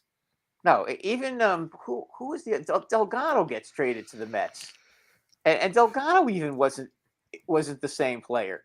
It's like every guy that goes to the Mets seems to die over there. I don't get it. Delgado was pretty good. I don't know. I disagree on that point, but I hear what you're saying. I hear what you're saying. But he was a wrecking machine in Toronto. He was not a wrecking machine with the Mets. I mean, think maybe it was easier. Toronto was a better hitter's park than Shea, so that may have had a lot to do with it. True, but I mean, he put some 40 home run seasons. I thought with the Mets. I thought so. I could be wrong. It's been a hot minute now. I'd have to look that up. Yeah, I mean, but he was a tremendous player. I'm not degrading him at all. Right, but your point is that there was a trend there for a while where it was going to die or whatever. It's cool that they've kind of rebuffed that a little bit lately, but well, they brought in they trade players and they would take off like Jeff Kent. Yeah. Oh God. Yeah. And Justin Turner. Yep. Justin Turner. Well, it started with Nolan Ryan a long time ago, and it started with him, and then it just went, and then they traded Amos Otis. I mean, this goes back to the 70s, right? And that's how long that trend was going. And Rob goes, right. Amos Otis had to be the worst one, right? Amos Otis for Joe Foy. Or was Nolan Ryan for Jim Fregosi worse? That one, that's always going to be the worst in my opinion. Yeah. I mean, the Steve Carlton deal was pretty crappy too, but Delgado had 238 homer seasons, not 40. Oh, 38's good enough for me. Okay. I retract that. Yeah. Oh, Tommy Glavine was another one. He comes to the Mets, and all of a sudden he can't get anybody out. Yeah. And it's nothing the Mets did. They didn't do anything wrong. Look at Francisco Lindor's first year. Yeah. With the Mets too, it was way down. Yeah, but he overcame it. But listen, Carlos Beltran, I think, changed the whole culture of that though, because Carlos Beltran went to the Mets and he was great there. Yeah, he really was. The fans of the Queens did not give him his just due when he was there. He had some tremendous years there. Yeah. So Ted's saying, it's okay, Brad. We left them Hextall, who's going to burn that team to the ground. There you go. Here he is. Yeah, they've been calling for his job for like a good 3, 4, 5 months now. Yeah. Swoopy saying, was it then the Bure Jovanovski Hedican trade when Luongo went to Vancouver? I believe so, because that was a big trade when Florida got rid of him, and a lot of people scratched their heads at that too. I understand they traded Ed I remember when they traded Ed Jovanovski too. That was something nobody wanted. I mean, good deal. Yeah, Vancouver. It looked like Vancouver made a really good deal. I think also a lot of that time too, that was like the dark period for Vancouver, because Vancouver was going through that period where they had put Mike Keenan in charge and they brought Mark Messier in, and that was the dumbest thing they could have ever done, because for some reason they thought, well, Mark Messier beat us in the Stanley Cup final and so did Mike Keenan, so let's go bring him in and reversal of fortune. I'm like, meanwhile those two, what they don't understand is those two didn't get along. No, they did not. They hated each other, but the worst was Mike Keenan and Neil Smith. How much they hated each other. Because I met Mike Keenan down here in Atlantic City, because the Rangers fan club did a little show down here in Atlantic City. I can't remember which one of the motels was down there, but Mike Keenan, I came like towards the end, and there was hardly anybody there, and I got my picture taken with Mike Keenan. I was talking. I got my my '94 pennant signed by him, but I was talking to him for a bit because there was nobody there, and I said to him, "What happened with you and Neil Smith?" And he said, listen, I can't tell you, but one of these days I'm going to tell the whole story, and you guys are never going to believe what happened.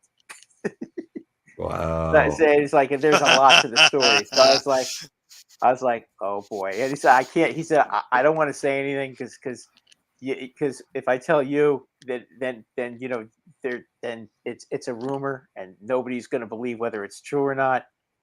Because I didn't say because we're just talking casually with nobody around. He said, but I'm going to tell everybody one day what happened with a lot of these guys. So I don't know what the deal is, but there's a lot more than met the eye. That one day needs to be today. What's he waiting for? Let's go. Right. I want to hear this. Right. Keenan, come on, man.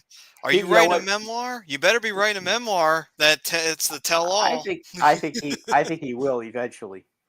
I think he will. You know what? When I met, he was one of the nicest guys I've ever met. Really was a nice guy. I was shocked.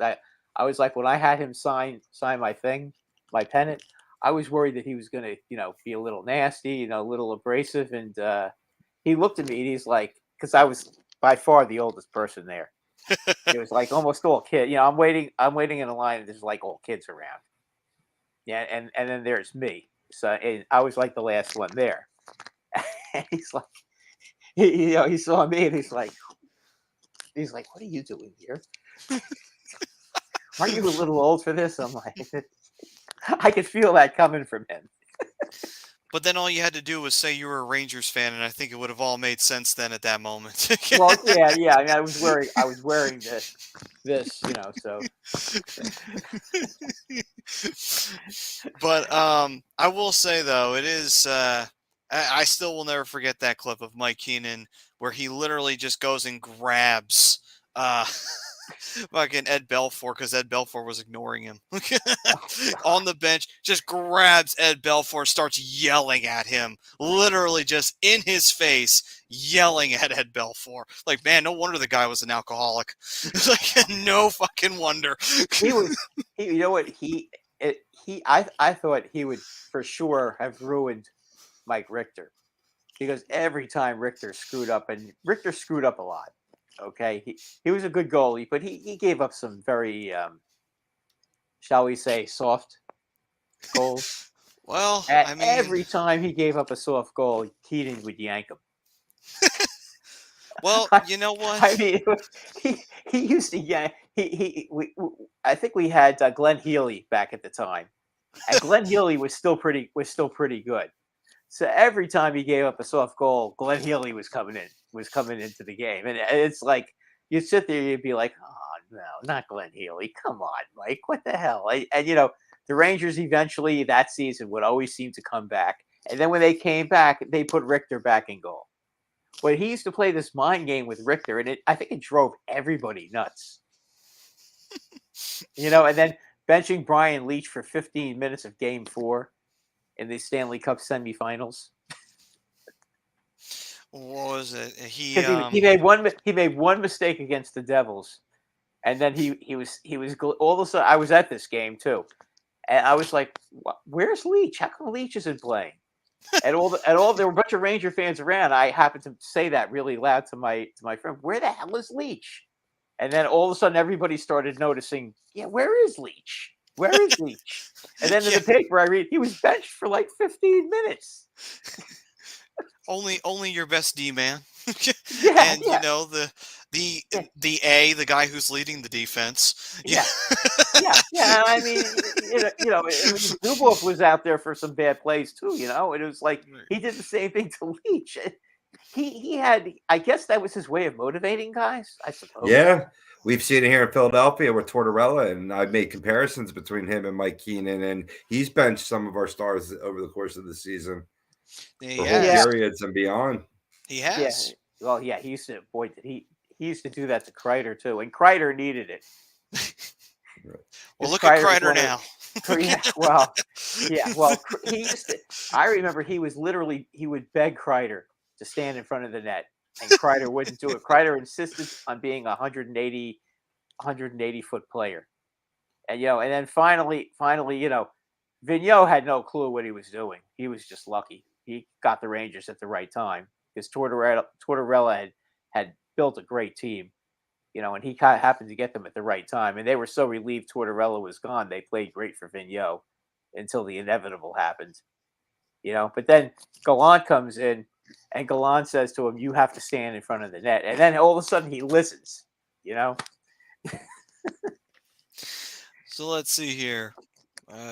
So we're saying maybe they all got traded separately and went involved in the same trade. Not sure. No, I think it was.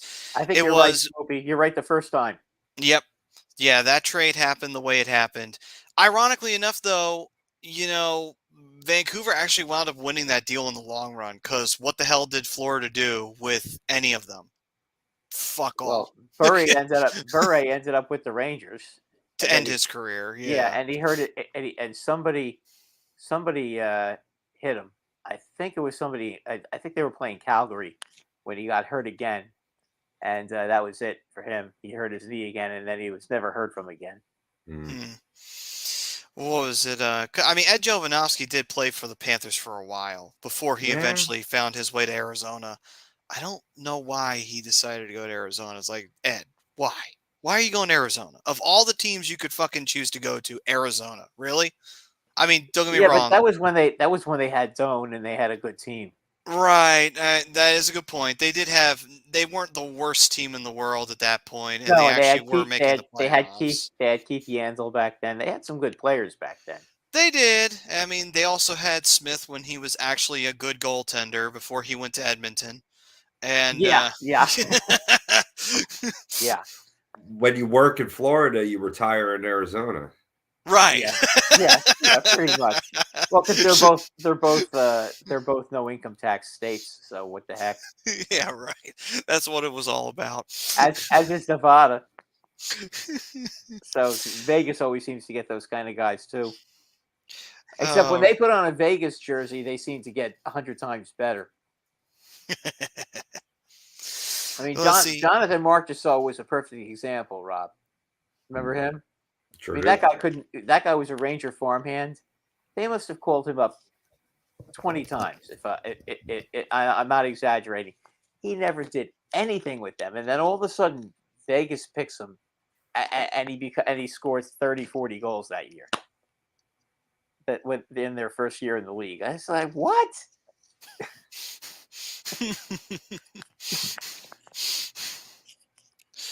Never seems to fail. So let's see here. Benny's saying Richter will have a place in my heart simply based on his performance in the inaugural World Cup of Hockey. We don't win that without him. No, that's true. Yeah, he played great. He did play great then. Real quick, too, top of the ninth now, last licks for USA. Japan's bringing in Shohei Ohtani to close. Oh, that's not fair. Yeah. Well, you know what? If he pitches the way what's his name just pitched before, they'll have a chance. It's very before the other guy that's been playing for a million years now. I can't remember. Darvish, yeah, Darvish. I should know him. He was on my fantasy team last year. I will say this. By the way, he was very good last year too. I have the game on now, guys, and I'll be honest with you.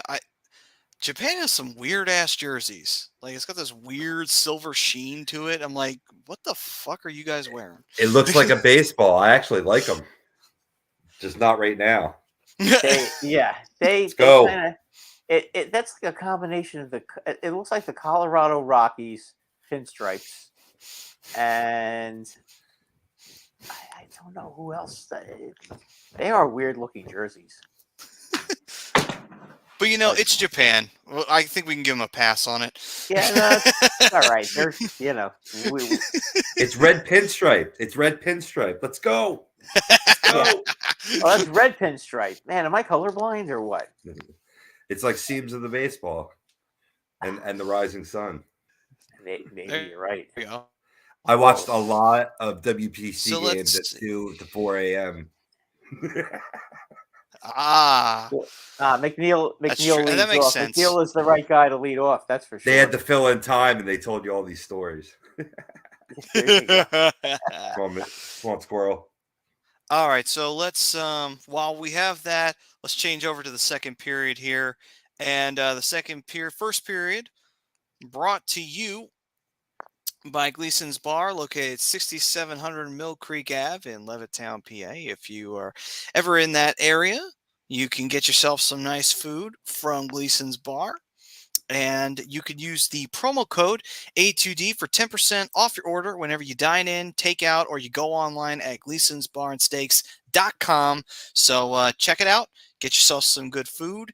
And into the second period we are, and that is brought to you by All Campus OC. If you ever want to head on down to the shore in Ocean City, New Jersey, check out John Coyle's shop, All Campus. You're having 20% off everything in their store, including hats, shirts, to all of the A2 Deep subscribers. So get subscribed up, give John a shout out, and check out the Ramp booth as well because he hosts it. And yeah, grab yourself some nice merch from your favorite teams down there in Ocean City, New Jersey at All Campus. All right then, gents. So, second period, QMJHL banning fighting for the 23-24 season. Rob, I'm assuming you have some interesting details on that you want to throw out there to us, or no? Yeah, we discussed several items when we were talking about it during the poll, but just to rehash, it's been a main target for the Quebec Major Junior Hockey League to get fighting out of the game. A lot of the coaches, a lot of the players were all for it because there's been a lot of concussion issues in that league in particular. I mean, across all major professional hockey leagues as well. Not only do you get the concussions from the actual fighting, but a lot of times it's when your head hits the ice when you go down, and sometimes that's not even from a KO. That's just, you're going down, you're getting wrestled down on the ice, you get that whiplash effect, and now all of a sudden you're missing time for the league. But anywho, in 2020 they assigned a 10-minute misconduct to go along with the 5-minute penalty, which already lowered the fighting. So they were seeing how much it would phase out in this, the pandemic year, the following full season. And now they shifted to, getting the players used to that level with the ultimate goal of it being banned. NHL has not come out and said that they will follow suit as of yet. Maybe a decision will come sooner than later for the NHL. We did hear from two leagues, just to rehash if you weren't with us in the beginning of the show. I believe the Western Hockey League, as well as what's the other league? The Quebec Major Junior Hockey. No, that's the one that we're talking about here. The OHL? Yeah, the Ontario Hockey League, exactly. The Ontario Hockey League and Western Hockey League have stated that they are not planning on changing the rules around fighting. That from their perspective, it offers a way for the players to police themselves, avoiding cheap shots and avoiding injury in that form of fashion. But it's going to be interesting, Maddie, what type of sanctions they put. So they're saying that a ban is coming, right? But no penalty has been decided. There's been no sanctioned. It's got to be pretty severe, you would have to think at this point, because you're already getting 15 minutes for fighting, not 5. Yeah, I would say that they might do what the European leagues would do, where if you fight once, the first time around, you're getting banned for like a handful of games, like 5 games. And then if you fight again, you're banned for 20 games. And then if you fight one more time, you're out. Period. You're done. I would hope that it doesn't come down to like. That's the only thing I could think of that would come into play, because that's how the European leagues do it. So, well, the U.S. could really ill afford to have done that. Double play. Yeah. That hurts. I'm a couple seconds behind because I'm watching it on my phone. Yeah. Well, damn it, Bets. At least we got Trout. Up. Yeah. Shohei versus Trout to end it. Oh, yeah, right. Actually, that is very ironic, don't you think, guys? Yeah. That is ironic. Yes. You think they're going to be talking about this in the dugout during the season? They might. Yeah, No matter which they way this might. goes, they probably will. One final point I'll bring up, Maddie, is that the QMA, they're getting some praise for taking such a bold stance. The QMJHL, but they're getting their fair share of criticism too. That's going to open up players to certain things. So, like I said, it's going to be used as a guinea pig, and this discussion has only begun. Right. I think we'll definitely have another discussion of this, especially after the season. Right. I think it's good for these type of leagues. If you're talking about the Quebec League with developing players, 16-year-olds, you don't really need the fighting there maybe as much. I mean, they play hockey the same way as NHL, but in the developmental leagues, yes. But as you move up the ranks, I think, in my opinion, it would be a huge mistake. Huge mistake. Right. Yeah. And I think, honestly, and I agree. I think junior hockey and college hockey and, I don't think there's a need for fighting in those leagues. I think, no, there's no need for that because you're trying to teach these kids, you're not trying to develop them into fighters. You know what I mean? It isn't like it used to be, so you don't need to do that anymore. And I'm fine with that if you want to ban fighting in juniors and stuff like that. But in the leagues like the NHL, the AHL, the ECHL, the Elite League in the UK, it's like, fine. If you want to have fighting in those leagues, okay. Those are pro leagues and semi-pro leagues. It's like, fine. That's the pro game. That's the semi-pro game. Even the AHL might be the minor league, but that's still pro. That's fine. You can have fun there. Just if you want it banned from the junior game and you want it banned from college, that is, I totally get that. Just like when they wear cages on the helmets, like I am totally fine with that too. That is perfectly understandable. All right then. So let's see here. One thing that Tom Hetrick brings up is thoughts on the Fanatics taking over the NHL jerseys. I love it. The new Carter Hart jersey that I had gotten, well, it's not new so much anymore, and Japan wins it. Damn it. But whatchamacallit? I love it. I love the best part about it is that you don't get that stiff logo in the middle. You can actually fold these jerseys. They're creaseless. You know what I mean? So it's not as stiff up front. A lot more. It breathes a lot better too. So hopefully they they utilize that same design for the players. I would imagine so. Yeah. I know that there's a lot of people who are not happy about it though. They do not like the Fanatics because of the quality.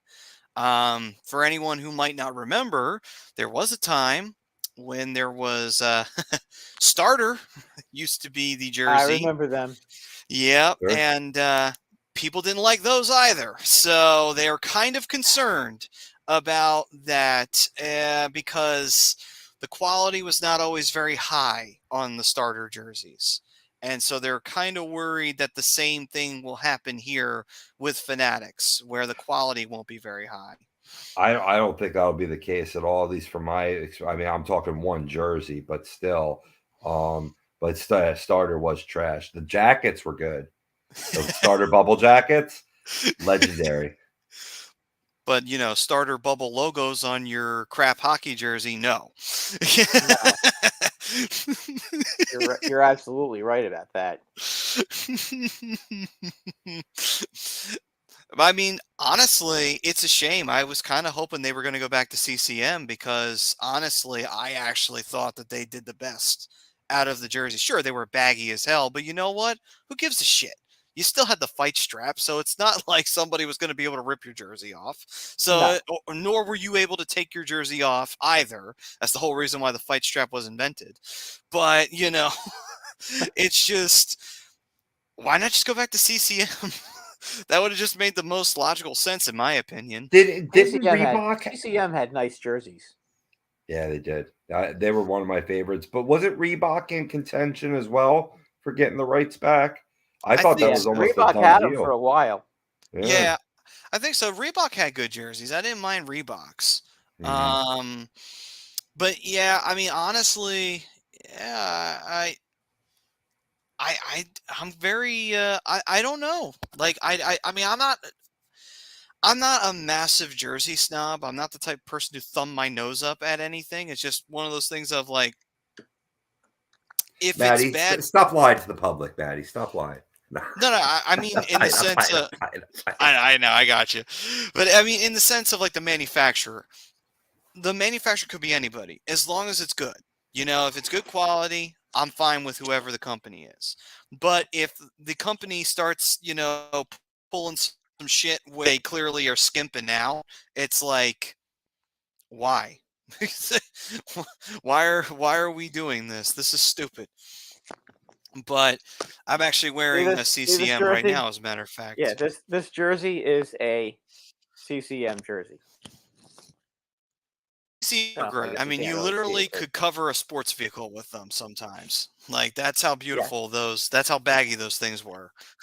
yeah, they are. Yeah, they are. I mean, I wear that, and it's baggy as hell on me. But you know what? I love that. I love that jersey, and they were the most realistic I mean, looking hell, jerseys of all. I mean, you watch some of the old hockey footage back in the day from the 90s and the early 2000s when CCM was the company. You'd see guys who were like these big giant freaking guys with tons of muscle. You wouldn't be able to tell because the jersey just hit everything. Yeah,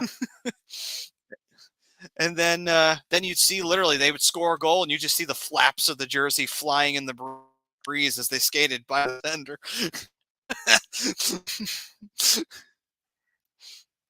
Yeah, let's see here. Um,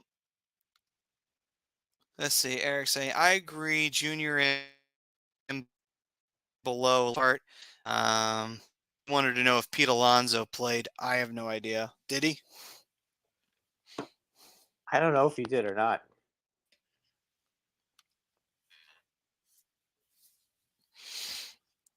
Benny's saying, I actually loved it when Nike had the contract. Nike did have it for a few years there.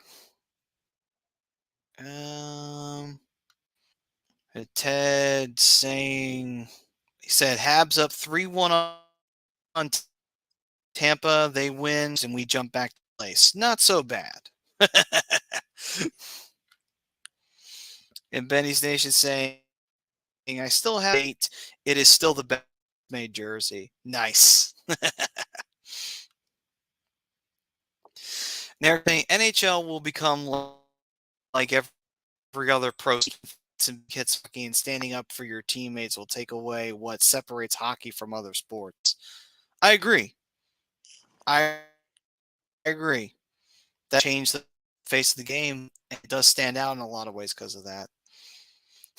Benny's saying Coho had them for a few years, and he also said those were trash. Yeah, they were. Their sticks were trash too, by the way. Didn't care much. Didn't care much for their sticks. So, I mean, their sticks would break when you took a shot. If you didn't hit the puck right, it would break. well, even Ridiculous. if you Those things.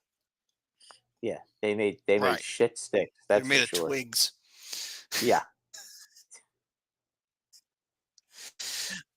All right, so moving on to the third period. Third period brought to you by FanUp, the best way to enjoy fantasy sports. If you are into the fantasy game, the season's over. When it comes back, they'll have daily NFL contests. Obviously, they'll have daily MLB contests, EA and the MLB. You can win great prizes if you sign up today and use the promo code A2D for 5,000 bonus points, which is a $50 value, but you get it for a nice little discount there. And you get fanup.app. That is where you got to go to download it. And once you do, you can start raking in some dough, make yourself some nice cash in your fantasy teams. All right, then. So, on to around the league. Besides the jerseys contract officially going to Fanatics, And obviously the QMJHL banning fighting, even though that was a second period topic, that could fall into around the league bubble a little bit too. Any other major topics that you gentlemen wanted to talk about here in this third period? Yeah, real quick, and I'll address. I heard that comment about Pete Alonso. He did not play tonight. He's had a rough World Baseball Classic. He had a nice base hit in Mets in the Team USA semifinal victory over Cuba, but overall was I believe 1 for 11, 1 for 12 with many strikeouts. He's going to have a slow start to his season. Jumping back to hockey, there's 3 players, boys. 3 stars of the week last week that just were really stand out and have a shot at for the year. The NHL's 3 stars. Your boy, I'll start star number 1, Mika Zibanejad. What a week he had, Brad. Yeah, he's been unbelievable. Really He has. registered multiple points in all 4 games last week for the first time in his career in 755 games played. That included a team-leading 9th multi-goal performance. He's 3rd in the league in power play goals with 19, tied for 9th in power play points with 31, tied for 11th in goals with 37, and 20th in points with 77. And by the way, he's a great defensive player too. Yeah. Oh, yeah. He contributes. He's two-way. He's a two-way player. I mean, he's a huge plus in that plus minus. He's huge plus this year. Right. A lot better than Panarin, by the way. I found this rando stat for you. You're going to want to listen to this one, Brad. That it is 12 NHL seasons. He's now 62, 65, and 127 in 83 career appearances during the month of March for an average of 1.53 points per game. When you're talking about March and making a push for the playoffs, that's the type of player you want. Oh, yeah. Gentlemen, so for player. Yeah, no, I love Zibanejad. He's the guy does it all. Right. He really does. He's improved. It's amazing how much he's improved over the years too. Used to be a one-way player, could never win a face-off, would never go into the corner. All he did was just shoot and not really be a part of the team other than shooting. And now his passing and that shot that he has the Ovechkin office pretty much reserved for the next couple of years because he stands at that opposite face-off circle, and the way he shoots, it's very hard to. He really blasts it. Yeah, he's got a hell of a shot. One-timer there, definitely. Yep. A la Ovi. Let me talk about Cale Makar real quick, too. Last week, he was phenomenal. 8 assists, 9 points, coupled with a goal. And he topped D-men. He was actually 3rd in the entire NHL last week. Where he's gotten Colorado back in that top 3 in the Central. Makar currently sits 2nd among D-men with 1.11 points per game and 7th with 16 goals and 61 points through 55 total appearances this season. He had points in 8 straight games dating back to March 5th. Unfortunately, though, he was scratched yesterday, March the 20th. Due to a lower body injury, and he's currently day-to-day. So that's going to be key for Colorado's chances of maintaining that top 3 spot. You know what? As far as I'm concerned with Colorado, as long as they make the playoffs, it doesn't matter. If he's healthy for the play, I wouldn't even play him the rest of the season, unless they need him to play to make the playoffs. All that team has to do is make the playoffs. I think they can win. They can get to the finals. They're that good.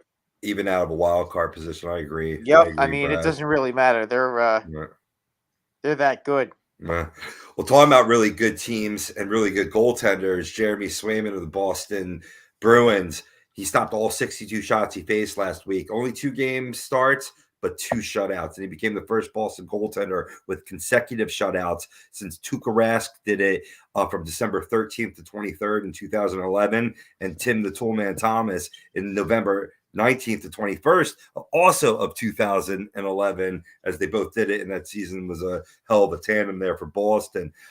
Getting back to Swayman, he's 3rd in the league in goals against average with a .220, tied for 3rd in shutouts with 4 now, and 4th in save percentage with a .920. Nice.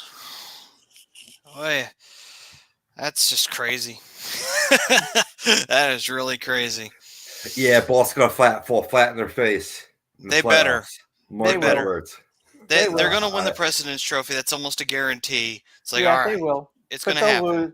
You know what's going to happen? They're going to. Oh, too bad the Devils lost again. Oh well, can't win them all. Couldn't have happened to a nicer team. Hey. All right, gentlemen. So let me take a quick gander here at the standings. And if the playoffs were to start today, even though there are still some games in progress, this is what they would look like right now. The Boston Bruins, who are so far the only team in the league that have clinched a playoff berth, which should really surprise nobody at this point. They, of course, the President's Trophy, they would have 113 points on their record right now. They would be the number 1 seeded team. They would take on the number 2 wild card Florida Panthers, who sit at 79 points, even with the loss to the Flyers today. And boy, that would not be a task I would envy for Florida. But moving forward, Carolina with 100 points, they would win the Metro and they would take on the New York Islanders, which that would be an intriguing series between those two teams. As for that, and also the Islanders do have a bit of a bone to pick with Carolina, because if you rewind the tape to 2019, the Islanders got swept by Carolina right out of the playoffs. So sure, the Islanders would like to get some revenge if they were to draw them. As for Boston and Florida, they haven't met each other since they haven't met since the 90s when Florida won and beat them, actually. So so I think you knew what year. You probably know what year I'm talking about. Yeah. So hard to see that happening this year, but yeah, that'd be great. I'll tell you what. What do you got? Do you think Toronto's finally going to get past Tampa Bay? Well, if they would draw Tampa. Well, I mean it's inevitable. That's not gonna that's gonna happen. I mean, no matter how much everybody wants to see something else happen for Toronto, it's not. It's not. They're going to play Tampa Bay. Now the question is, can they beat them now? I mean, I will say this: if Tampa stumbles, Toronto has a shot. If Tampa is not in buzzsaw mode, which if they are, there's very few teams that can stop them. But if they haven't really been in buzzsaw for a while now. They've been playing they've been very up and down. True. So Toronto does have a shot. I think they do have an opportunity this year to finally break that curse. I have a funny feeling that my gut's saying to me they're gonna beat Tampa Bay, and then they're gonna go ahead and they're gonna knock off Boston, but then they're gonna be so worn out they're gonna end up losing in the semifinals. So their fans are still going to be disappointed, but they'll win a couple of rounds this year.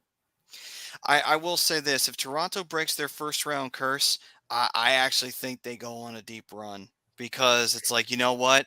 It's like with Washington. When they finally beat Pittsburgh, they said, "Fuck it, we're going for it. We're not gonna screw this up." Well, they almost did. They had a 3-2 lead in that series. And then they were behind. I think they were behind in the third period of Game 6, and then they came back and won Game 6. So there wouldn't be a Game 7 for them to choke. Right. Because the year prior to that, in 2017, they lost to the Penguins when they had a 3-2 lead on the Penguins. Mm-hmm. The Penguins won Game 6, and then they won Game 7. And I don't think they were in Pittsburgh. They were in Washington for that Game 7. So... yeah, if I remember correctly, Fleury was unbelievable in that game. Yeah, that was game. That was Holtby's. That was one of Holtby's worst games as a goaltender in the NHL. That Game 7. I think that game wasn't it like 6-2 or something really bad. Yeah, it was not pretty. Yeah, and, they got smoked. That was the night I think you saw Verhaeghe. He was just, because it's just like, you had to be thinking, like, we're never going to beat them. That had to be what he was thinking. It's just like, no matter what we do, no matter how hard we play, we always lose to these guys. What the fuck? It never goes our way. Then, sure enough, they win it next year. Yeah. To be fair, Well, though, I think Pittsburgh I was do also think Ryan kind of worn O'Reilly. out, too. I think Ryan O'Reilly's going to make a big difference for this team. I think he does. I think he I has. think he I does. think he's really added a lot to that team in terms of kind of getting that sort of that attitude of, you know what, go for it. You know, that sort of nastiness you need, that edge Yeah. you need. I think Toronto doesn't always have that. Yeah, he's got the sandpaper needed to you know, and the grit needed for them to get past Tampa Bay, because I think Tampa Bay has always had a lot more grit than them. Yes, And I think would that agree. that kind of definitely changes the whole discussion. So I think that Toronto is going to finally get out of the first round. And then I think they're going to shock Boston, and it won't be that shocking because you know what, Toronto can score with anybody. True. They got plenty of weapons on that team. You never have to question their offense. Nope. So the other matchup, the final matchup in the East, would be the good old rivalry of the New Jersey Devils and the New York Rangers. What is that? What's the name of that? The Battle of The Hudson River rivalry. Right, that's what it is. Mhm. Thought it was that. Which we have not seen since 2012, when the Rangers lost to the Devils in 6, when Adam Henry scored that OT winner. Don't remind me. Trust me, it wasn't. You mean when he was standing in the crease and they let him get away with it? Yeah. I mean, honestly, I was actually hoping the Rangers would eliminate the Devils that year because the Devils beat the Flyers in the previous round in 5, because that was the absolutely fell apart. And the Flyers fell apart to the. Yeah, I really thought that was the Rangers' year because they had just taken a 2-1 lead. You know, Lundqvist had a 35 shot shutout in Game 3, and I really thought the Rangers were going to win that series, and then they choked it away. Yeah, that was a rough one. They couldn't score on Brodeur. They just couldn't beat him. But you know what? It's okay because they lost that Stanley Cup final to the Kings. So no harm, no foul. It's over. They didn't win it at least. They they didn't get swept though, which was unfortunate. They were behind 3-0, and then the Kings went to sleep for a couple of games. Yeah, and they ended up winning 4-2, which annoyed the hell out of me because I wanted them to get swept. Ironically, though, they won in their building because the Kings were winning on the road every game during that postseason run. That's what the ironic thing is. They won the cup in their building. Anyway, moving on to the West. This is what it would look like right now. Minnesota is currently leading the Central, but that is a very tight race. They are clinging on to it by fingertips because they got 90 points. Dallas is breathing down their neck at 89. They are currently winning against Seattle. So Dallas could easily take this spot from them before the night's out. Colorado's also breathing down Dallas's neck because they got 88 points because Colorado found their game. And so that's a very nasty division to be in right now. Meanwhile, Colorado is an extremely dangerous hockey team. Oh yeah. Yeah. That's the team you don't want to play in the playoffs. Currently, Minnesota, they would be actually Vegas. I'm sorry, Vegas would be the number 1 overall team in the West because they have 92 points. The Kings are actually tied with them. So that could wind up flip-flopping before you know it. But the Knights would take on the Winnipeg Jets, which actually that wouldn't last long. Yeah, that's a rematch too because the last time those two teams faced each other was the Western Conference Finals of 2018. The Jets stink. They're not going to beat the Knights. Well, it'd be the second time they've lost to them in the playoffs. Yeah, so there you go. Yeah, they're not going to. They're not going to beat the Knights. They're not beating the Knights. By the way, Ohtani struck Trout out. Yeah. Can you imagine them having to sit next to each other all season? And I was Trout knows that. I will be honest with you. If I was Otani, I would never stop talking shit on Oh. Trout because you know what? I'd be like, Absolutely. "Yo, you gonna strike out like you do to me every time I pitch to you?" Yeah. Like, You know that's going to be part of the conversation. You're going to need the translator in the dugout, though. Yeah. That's okay. Yeah, Trout the will punch the translator will probably translator, lie. not him. Yeah, So- the translator will probably Said it, lie a not few me. I times. didn't say it. It was him. Yeah. The translator will probably lie a few times and say, "Oh, you Don't should have hurt heard me. what we just said about your sister." Who knows? Your Maybe sister that. can hit me better than you. Hey, you know what? This might be a blessing in disguise for Angels fans. Maybe that strikeout will piss Trout off so much that motherfucker will be just smacking balls out of the park, and the Angels will go on this amazing run to a World Series. Who knows? Maybe it'll wind up being a benefit for the Angels. Well, I would like to see the Angels compete. I just like to see. You know what? I'm one of those people. I like to see greatness rewarded. And I like to see Trout in the playoffs and have and at least get there and at least show the world what he can do. Because The I more find it wins- annoying that I just Yeah. find it annoying that he never gets the opportunity because that team is so bad and they never get any pitching. It's unbelievable. The more wins the Angels get are the less wins the Houston Astros get. So there you Yeah, go, well, right? yeah, that's true. Serves a Well, purpose. I know as a Yankee fan, you like that. You like Well, that. yeah. And I also enjoyed seeing Altuve break his thumb. That was really enjoyable. Oh, cold blood. Yeah. So My comment when he got hit in the hand was, oh, come on, you could have either gotten it 2 feet lower or 2 feet higher.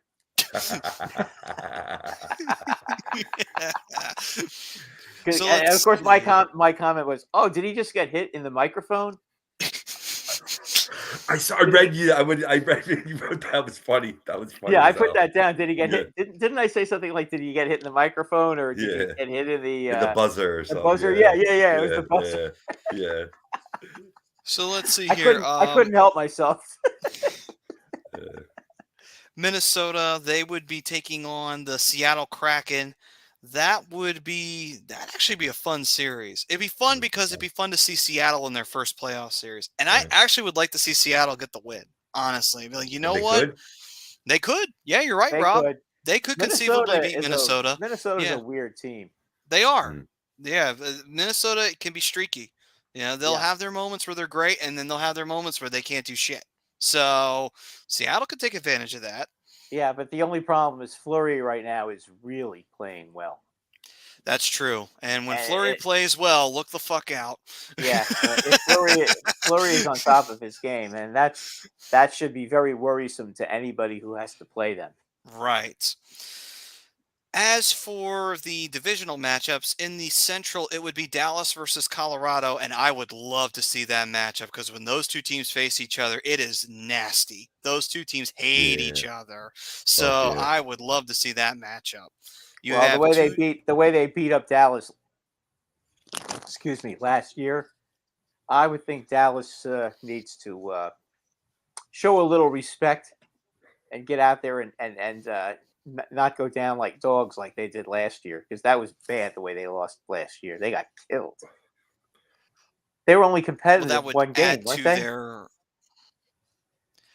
Actually, I think they were a little bit better than that. I think they actually were a little bit better in the series. They still lost, but I think Ottinger was the major reason why Dallas even was competitive in that series, because Ottinger played like a champ. He just unfortunately couldn't get them over the hump of Colorado. And to be fair, I don't think there was anyone who could stop Colorado. Not in the West. Not anybody in the West. And in the East, the team that came out of the East, I don't know. They were worn out. If Tampa was a little bit more in buzzsaw mode, that could have been a really crazy series. But I agree. By the way, the Capitals tonight lost to the Blue Jackets at home in overtime. And they had the Blue Jackets came back to get that win too. Oh my God! Well, that's it. The Caps are done. Stick a fork in them. The Islanders tonight, 7-2 over the Leafs. Ooh. I guess the Islanders decided that they want to make the playoffs. Yes, they clearly did. Yeah. They got 82 points to prove it, and now they've got 84. Well, So I'll tell you what, Clutterbuck is back, and I think that he makes a big difference for that team. Mm-hmm. true, he's a good leader. Huge. Yeah. Yeah, I know he doesn't score a lot of goals, but you know what? That fourth line with him on it, that fourth line always seems to grind teams, and they always seem to score big goals. And Right. Clutterbuck had 2 goals tonight, so that should tell you something about the importance of him on that team. Is Barzal playing yet? Or is he still out? I think he's still out. Yeah. But still, perfect example of that, of a Clutterbuck kind of player that's a great leader, doesn't necessarily score, in a little bit higher capacity for the Flyers. Good old Captain Keith Primo. He may not have scored a lot, but you know what? He scored clutch. And also on top of that, he scored a few goals, though. He did. He scored more goals than Clutterbuck, for sure. Oh, yeah, he did, but he didn't score all the time. But that wasn't the point. The point was that Primo, he could fire a team up. Like, you would look at Primo and be like, you know what? We're good, because the cap says we're going to be good. And sure enough, the Flyers would go out and win. That's just how it was. I'll tell you something I'll tell you a little story about Primo. I can remember one game they were playing against the Rangers, and he was so sick. Oh, yeah. And then he went. I remember he during the face-off, he excused himself in the face-off circle, went over to the penalty box and barfed in the penalty box, and then came right back out to the face-off circle to take the face-off. Right. I think he had the flu and he played with it. Yeah. You remember that? I don't remember who won the game. I couldn't tell you anything else about that game, but I remember he was sick as a dog, and he went over to the penalty box and he started barfing in the penalty box, and the announcers were like, "Is Keith Primo okay?" And then he came back to the face-off circle and like stuck a stick into the face-off circle, and then the announcer said something like, "Well, he's ready to play, so I guess he's okay." Yeah, I remember that. I bet nobody wanted to take a penalty after that. Oh, no. Good motivation to stay out of the box. Yeah. What about those right. those do poor you fans want to be that guilty of a penalty and there? skate over his vomit? No. Nope. Matthew Barzal, he's still listed as week to week. They're hopeful that he can return at some point before the end of the regular season, but so far he's been out since February 18th. Wow, and you know what? They've made a nice run to get themselves firmly into the playoffs, because it was not looking good for them for a while. They were just barely in the playoffs, and they had all those games in hand. But Washington and Pittsburgh have lost almost every game in hand. So, boy, I'll tell you, man. If the give the Islanders credit. Give them credit, though. You know what? They found a way. They found a way to win without Barzal being in the lineup. So that should tell you all you need to know. By the way, Lindgren did come back after he hurt himself again tonight in the second period. Did he? He hurt himself 3 minutes in, and then came back with 3 minutes to go in the period. So that's good news for the Rangers. At least he was able to come back, and hopefully he'll find his groove and start playing again. Because they really need him. He's a physical presence, and Fox seems to be lost without him. Well, you don't want that going into the playoffs. So. Nope. So up now we have the final matchup in the Pacific Division. The LA Kings taking on the Edmonton Oilers, which is a rematch from the first round of last year, where Edmonton did get the win. LA, though, put up a pretty decent fight against the Oilers. They did not. Didn't they get 2 shutouts? Didn't they get 2 shutouts last year? Yeah. Yeah, they shutting out Edmonton, and I'm sorry, shutting out Edmonton is a big deal. Oh, no, it is. When you've got Connor McDavid and Leon Draisaitl facing you on the other side and you can shut them out, yeah, that's a big deal right there. Yeah, that is I mean, shutting out anybody in the playoffs is a big deal, but shutting that team out is really a big deal. Yeah. So, I mean, that would be interesting because the Kings are better now than they were last year. Last year, they were just playing with house money and they were going for it. And Edmonton, I don't know what happened. Edmonton must have thought they were going to roll into that series and thought, oh, we got this. We'll get out of the first round. And then they realized, oh, shit. Okay, maybe we need to take LA seriously. Yeah, maybe. They always seem to make it more difficult for themselves. But I'll say this about the Kings, okay? If you go in there, don't take penalties. Yeah. Yeah, that's the one thing. Yeah. Do not get shorthanded against the Oilers, because if you do, you're going to lose. Right, that would be a stupid. That's a team. That's a team that's not inconsistent on their power play. They're consistent. They score consistently. I mean, what is their percentage? Like 31% this year? Yeah, there hasn't been a team over 30% in a long freaking time. Yeah, in the regular season. That is hard. Yeah. That is hard to do. Yeah, so it's it'll be a tough series for the Kings, but you know what though? There's one thing about this Kings team is that they are fucking relentless. In Colorado, not Boston. Yeah. This Kings team, as relentless as they are, if they stay out of the box, oh boy, Edmonton's going to have a not such a fun time at meeting them again. Yeah, I think if they can play them 5-on-5, they should be okay. But if they start taking dumb penalties, then it's not going to be much of a series, because that team is just ridiculous on the power play. All right, then. So that's what the playoff picture looks like. It seems like the divisional matchups in the East, the 2 and 3 spots, they're pretty much solidified, because it seems like the leaders, definitely Boston, and pretty much Carolina, they should be set.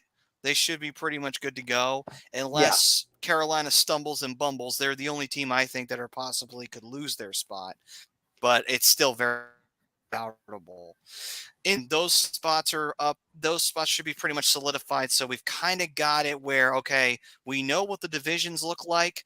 Now, who are going to be the 2 wild cards? That's where the race is right now in the East. Whereas in the West, Whereas in the West, everything's up for grabs. Everything is very, very close. Even the wild cards are still pretty close. So we really don't know. I think the wild cards are pretty much done now. Because Nashville, if Nashville's the only serious competitor, they're not a competitive team. I'm sorry, they're terrible. Again, though, we're looking at Seattle maybe not so much, but if one of those teams, the Flames, if the Flames can get rolling, Nashville. Yeah, Nashville just looks awful this past weekend. If I see they got the good goaltending right. that could creep them in, but I mean, you need good play around them too. You're talking about a team that has a -7 goal differential. The Nashville, you mean? Mm-hmm. Yeah, they look terrible. They look terrible on Sunday night against the Rangers, though. I got to tell you. Yeah, the Rangers put 6 goals on them in the first period. They do have 13 games left, whereas Seattle's played 70 and Winnipeg's played 72. So that could, play a factor there. You know what the problem is? They've got so many guys hurt right now. Yeah. Nashville is plagued by. They traded a couple of good players. They traded Granlund, okay, and now McDonough's out, and who else is out on their? They were missing 3 starting defensemen on Sunday night. Well, that fucks you right off the bat, right there. Yeah, and the Rangers just ambushed them in the first period. They scored on the Rangers' first 6 shots on goal went in. The Rangers literally saw someone just bleeding out from gashing wounds, and the Rangers turned into sharks at that moment and said, "Ooh, okay, fresh meat, let's go." That's exactly what they did. And then they brought in Soros when it was 5-0. They brought in Soros, and they scored 2 goals. They scored a couple of goals on him. That was 4-0, and they brought in Soros, and then they scored 2 goals on him. So it was like it was bad. I mean, it was so. That was one of the ugly. If you're in Nashville, that had to be the ugliest period your fan base ever saw. It's been a different team since they traded Ekholm to the Oilers. I think for sure. Yeah, I Yeah. mean they traded a lot of guys. Then you're missing 3 starting defensemen. How are you supposed to how are you supposed to make the playoffs when Right. you do that? Again, though, with the way that, like you said, Winnipeg's one of those teams where it's like, are they a shoe-in? Are they really that surefire? Because they could start screwing up going down the line. And if Nashville just happens to win a few more games and stumble into the playoffs, they did it 2 years ago because Dallas started falling apart at the worst time, and Nashville snuck in when they didn't. They shouldn't have been there, but they were there. So, and they lost to Carolina like they should have. But still, the point is that it's happened before. Nashville's been on the benefit of someone stumbling down the stretch there. I So just don't think they're good enough to. I don't think they're good enough to make a comeback. That's the problem. it's not even that they were good enough to make a comeback. They just happened to win a decent amount of games where a team was falling apart, and it wasn't like they were really killing it. They just took advantage of a team playing poorly at a really bad time when they didn't have a spot solidified at the playoffs. Yeah. It could happen again. It could totally happen Oh again. yeah. No, I agree. It's unlikely. So the I'm not next saying it's likely, but who's yeah. the next team up for the Flyers? The Red Wings. Uh, let me see. The So next now team. they can spoil. Now they can spoil the Red Wings' chances to make the playoffs. I think the Red Wings did that to themselves, honestly, at this point. Yeah. Good point. Actually, I think it's Good. Minnesota they've got next. So, no spoiling there. Minnesota's pretty much in their spot. Yeah. No, they won't be spoiling them. But boy, oh boy, they really they inflicted punishment on Florida. That's a terrible. How terrible a loss is that for Florida? You That's a think bad about that. one. Wow. Yeah. I mean, you're going in and you're feeling so good about the fact that you've been winning all these games and you finally passed Pittsburgh the other night and you say, okay, now we got one against the Flyers. This should be an easy 2 points, and you go in and you get waxed. I mean, that's just, boy, oh boy. Yeah. Some of these teams just. That's Paul Maurice needs to I think he needs to be a little hard on them on practice. He needs to Yeah, I remind mean, them that they haven't won shit yet. yeah, listen. It happens to the best of them, but boy, oh boy, at this time of the year, you can't be losing games like that. I mean, you can excuse it No. in certain times of the year. Okay, like Right. October, January, maybe February, but not in March. In March, No. in March after No. the trade deadline, when all these teams have gotten rid of a lot of players or strengthened themselves, you can't be losing to teams like the Flyers. You just not if you want to make the playoffs. No. I mean, That's they might be lucky enough to where Pittsburgh just happens to be facing two very tough teams, so they might wind up lucking out at the end of the day. It's like, boy, well, you out there because they're Pittsburgh freaking has to facing a play. lesser team. Yeah, Pittsburgh has to play. They have to go to Dallas and to Colorado on Wednesday night and Thursday night. Right. I think. That's a. I Right. mean, how So impossible is that? You've got to go to Dallas first, get beat up by that team, who's really a physical team, and then you've got to go up to Colorado and play in that thin air. Ay, ay, ay. I know that's a road I trip don't from feel hell sorry right for there. them, but I don't feel sorry for No, them, not but at all. Not a lick of not sympathy. at all. But But I'm just saying. Oh my God, who did they piss off? that's all right. I hope Pittsburgh continues pissing off somebody. I hope I Yeah, completely get dissatisfied with them. So I hope that'd be so. nice. I hope so. Yeah, no, they can't listen. It'd be nice to be able to one day look at miserable Pittsburgh fans and say, see, it ain't nice when the shoe's on that foot, is it? Is it, motherfucker? No, yeah, Enjoy being a shitty team. yeah, yeah. You think it's funny when you won all those games 6-0 and 7-1 and was trashing everybody. Ha ha ha! Now is it so? It's not so funny now, is it? No, now it's not funny because now you're getting dunked on. Nice. Yeah. Enjoy it. You've earned it. Mhm, Have fun. exactly. All right. So Exactly. let's see here.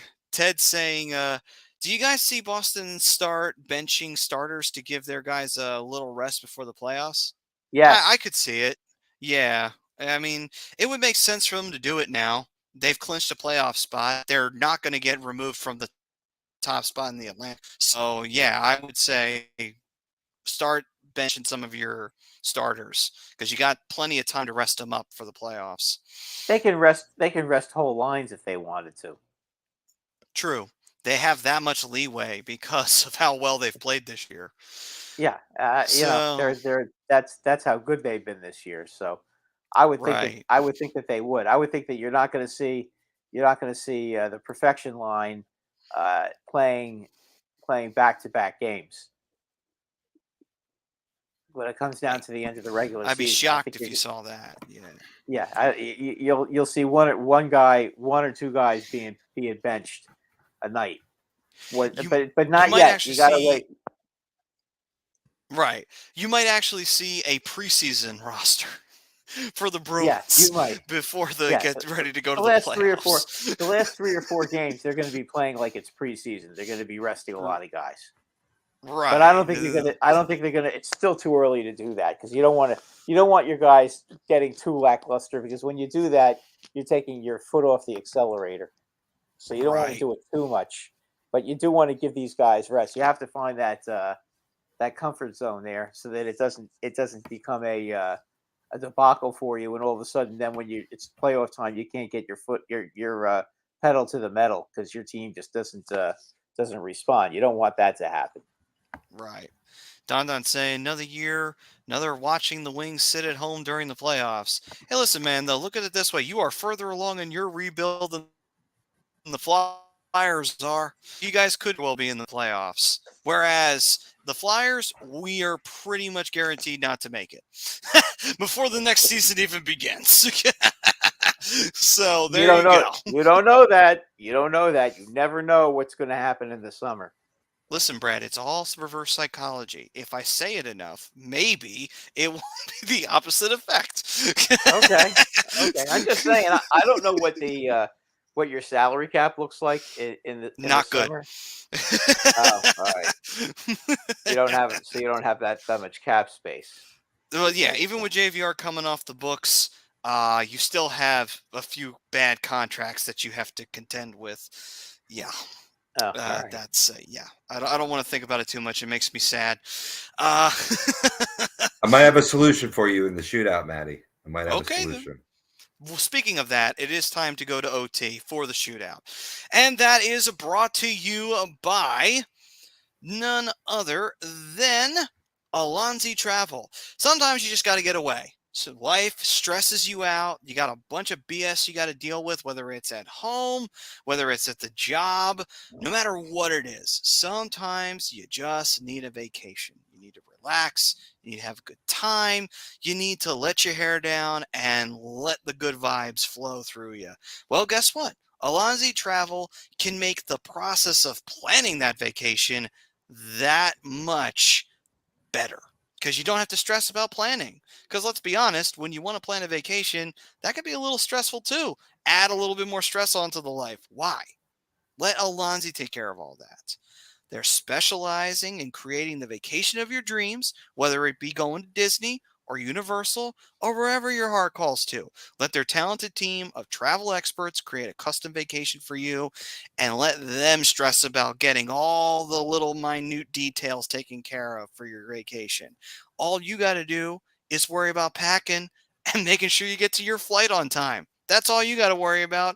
Once you're on the plane, you're on your way, and everything's going to be great after that once you reach it.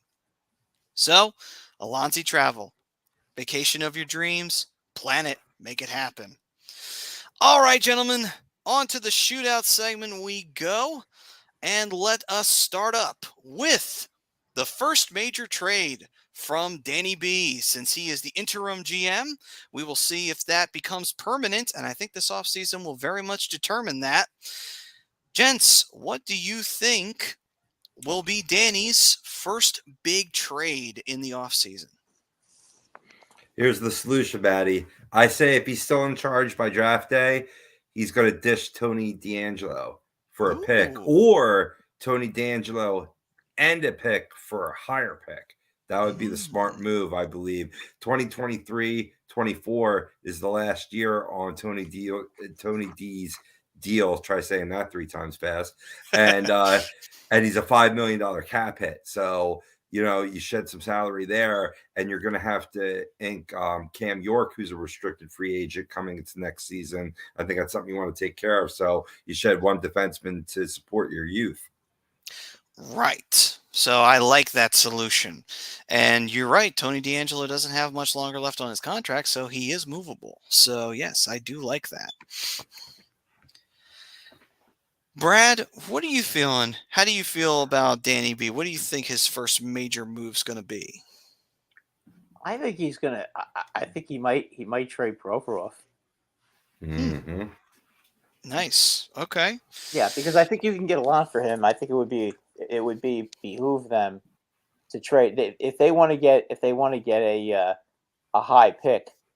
He's the guy they've got to move because he can play, and a lot of teams need defensemen, especially defensemen like him. Right, and I do feel like Provy, as good as he can be at times, he's very much stuck in neutral. And I think a change of scenery would do him a lot of good at this point. I agree. Career. I think he just needs to be on another team at this point of his career. Yeah, the change of scenery for him. Yeah. All just right then. Vibe. So for me, like the first year Danny will do, I believe that he will actually.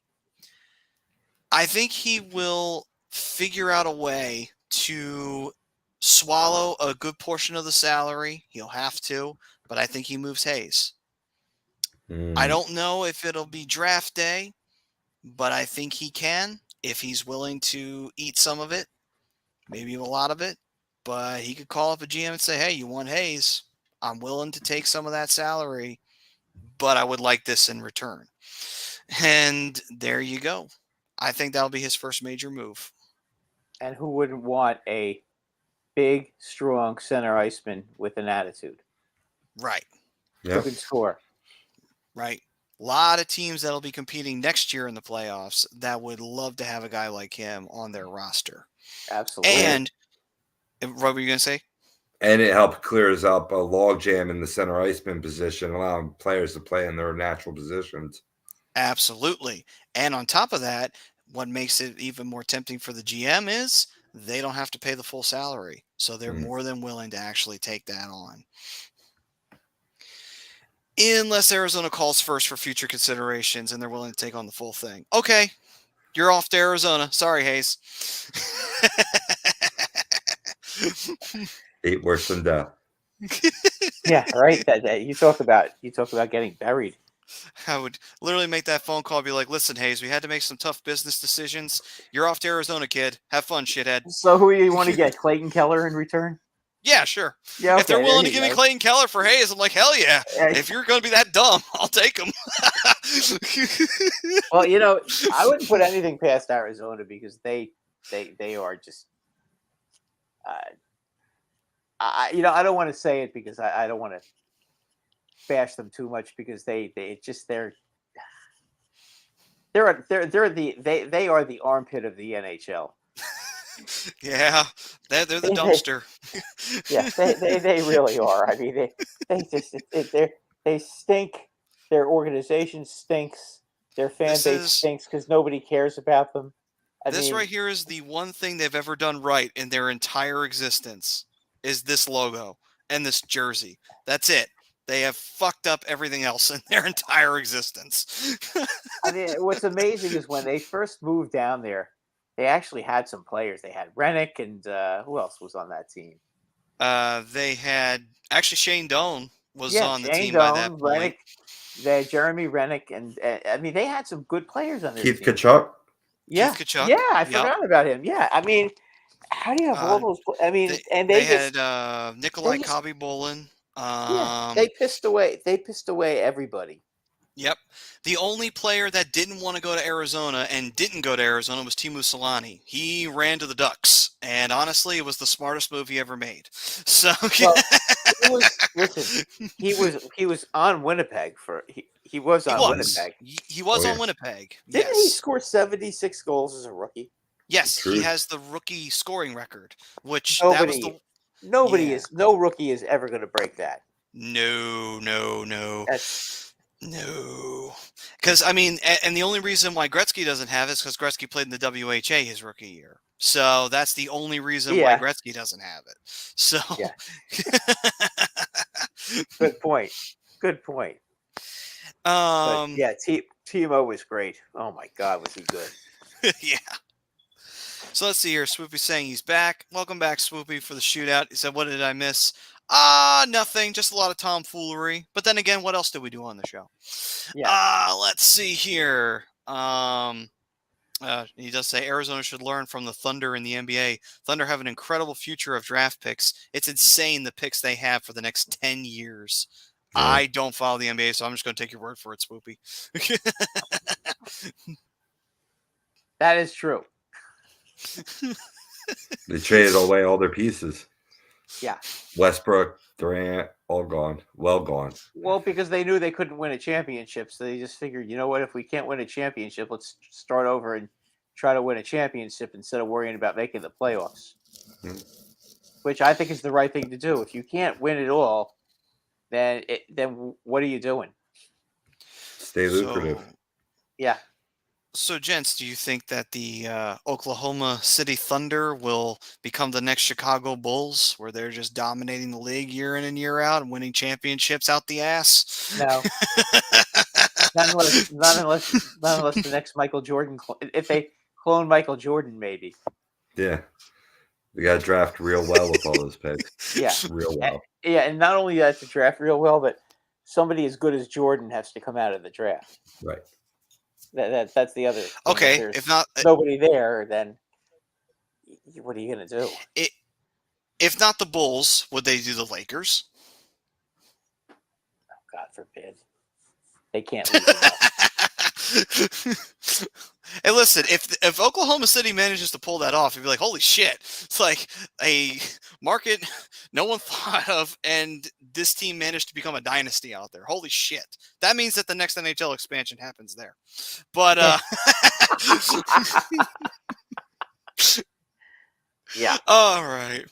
So next up on the shootout, we go to the biggest move made by a Flyers GM. So this one will be interesting, and I'll be very interested to see what, Brad, you have to say on this one, because you'll be seeing it from an outside perspective. Robbie, what are you feeling in your time as a Flyers fan? What do you think, past or present? What was the biggest move a Flyers GM ever made? Matt, you already know the answer to this one.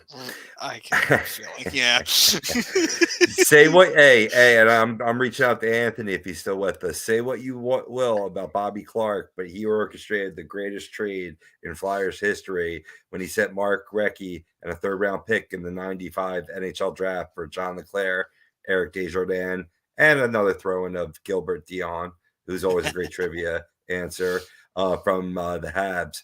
Recchi never broke 100 points following the deal, while LeClaire and Daisy were two of Philly's best players for the next decade. Right. And even funnier, Montreal sucked in the mid-90s. Yeah, they did. So it wasn't even like they went off and did great things with Recchi. And then Recchi came back, and he was actually good when he came back to the Flyers. So there you go. It all worked out in the end. So good call. Good call there, Robbie.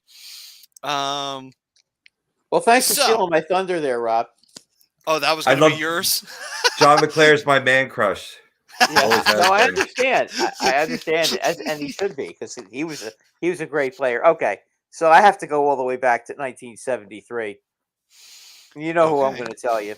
No, I'm sorry, 74. Reg the Rifle. Go ahead. From the California Golden Seals. I didn't even know who they gave up. Probably nothing, because the Seals were as dumb as organization as Arizona is now. But getting Reggie Leach, who was a 20-goal scorer, 25-goal scorer with the Seals, and then he becomes a 70-goal scorer with the Flyers. I mean, that was...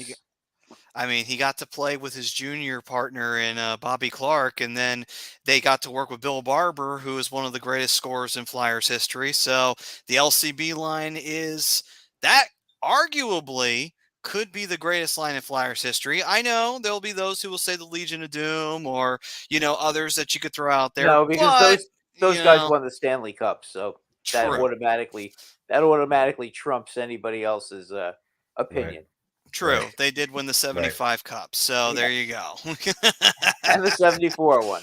Yeah. So there you go. There you go. That's it. That's yeah. All right then. So as for me, the greatest move biggest move a GM ever made for a Flyer. Bobby Clarke did not do this. This was the GM before Bobby Clarke came back to Philadelphia. Oh, and you know what the sad part is? I am actually blanking on his name, but I'm sure you guys will know immediately. I'm going to throw out the deal, as crazy as it may sound, and even though a lot of people like to criticize the Flyers for this, to go get Eric Lindros. That was a ballsy-ass fucking move, but you know what? Did that not turn the team around? Because that team was looking and staring down the barrel of a good 5 to 6 year rebuild before they went and got Lindros. And before you know it, they were going to be a much better team in a much shorter period of time. There was just one problem. What? They traded Peter Forsberg. That's the one thing you can definitely say, okay, maybe they went a step too far with Forsberg. But yeah, that was to me, if they kept Peter Forsberg, they may not have had to do that. Maybe not. You could make that argument, but it's a tough one because you don't know if Peter Forsberg would have had the kind of success with the Flyers that he did with Colorado and Quebec. Right, because we're talking about two differently structured teams. Right. Colorado was ready to win right then and there when Forsberg went to Colorado. I mean, even if Forsberg doesn't go to Colorado, if they get Patrick Waugh still, they still win cups. I mean, they got Patrick Waugh, and that solidified it. So there you go. Russ Farewell. There you go. I had to find that. I had to find a name that was going to kill me all night. I love how his last name is Farewell. That is perfect. You could not have made that a better last name right there. Oh, boy. It's like saying farewell to not only him, but also the whole organization of the SEALs. The SEALs. But still, though, I still would say that Lindros deal changed the team overnight. And, of course, adding on to what you talked about earlier, Claire and Deja, that pretty much solidified that team moving forward, and they became one of the dominant teams in the league after that. Yes, and they did. I mean, yeah, it's just a shame that unfortunately we couldn't find a goaltender. And I love Hexy, but Hexy was not the same Hexy that he was in the 80s. That was the problem. No. It's like we could have gotten anybody else. I still say to this day, it's like you had Cujo, you could have gone after and thrown money at him and could have grabbed him. You could have thrown money at Potvin and got Felix the Cat. You could have gone anybody at that point because you had no salary cap. Yet you brought Hexy back. I'm like, I love Hexy. Past his prime. God damn it. But we went and got Garth Snow. Don't forget Garth Snow. Jesus. That had Dominic Roussel, too. Yeah, also a dumb move. We regretted that one, too, didn't we? That's okay, though. We had John Van Beesbrook at the end of his career. So there we go. That took care of everything, didn't it? Yeah. Boosh. Now, that pisses me off. Beezer was a really good goalie in his prime, but by the time he got to you guys, he was toast. But that's what pisses me off because we had Bush in his prime and we traded his ass away because we went and decided to bank on Czech Manic. I'm like, why? Why did we do that? Because Czech Manic was terrible in the playoffs. All right, he was good on occasion, but still. Speaking of which, I don't know if you guys watched the Goldbergs, but Brian Boucher did a guest spot on there. It was a great episode. I had to DVR that. Oh, yeah, they always they were big Flyer fans in the 80s. Right. Dude, I saw that. I just happened to be it came on, it was on, and I saw Bush. I'm like, oh my God, it's Bush. And then that whole part and that whole scene, I was crying, laughing. Bush was like GMing the Flyers too and everything. I'm gonna Oh my get back on that furniture set. Yeah.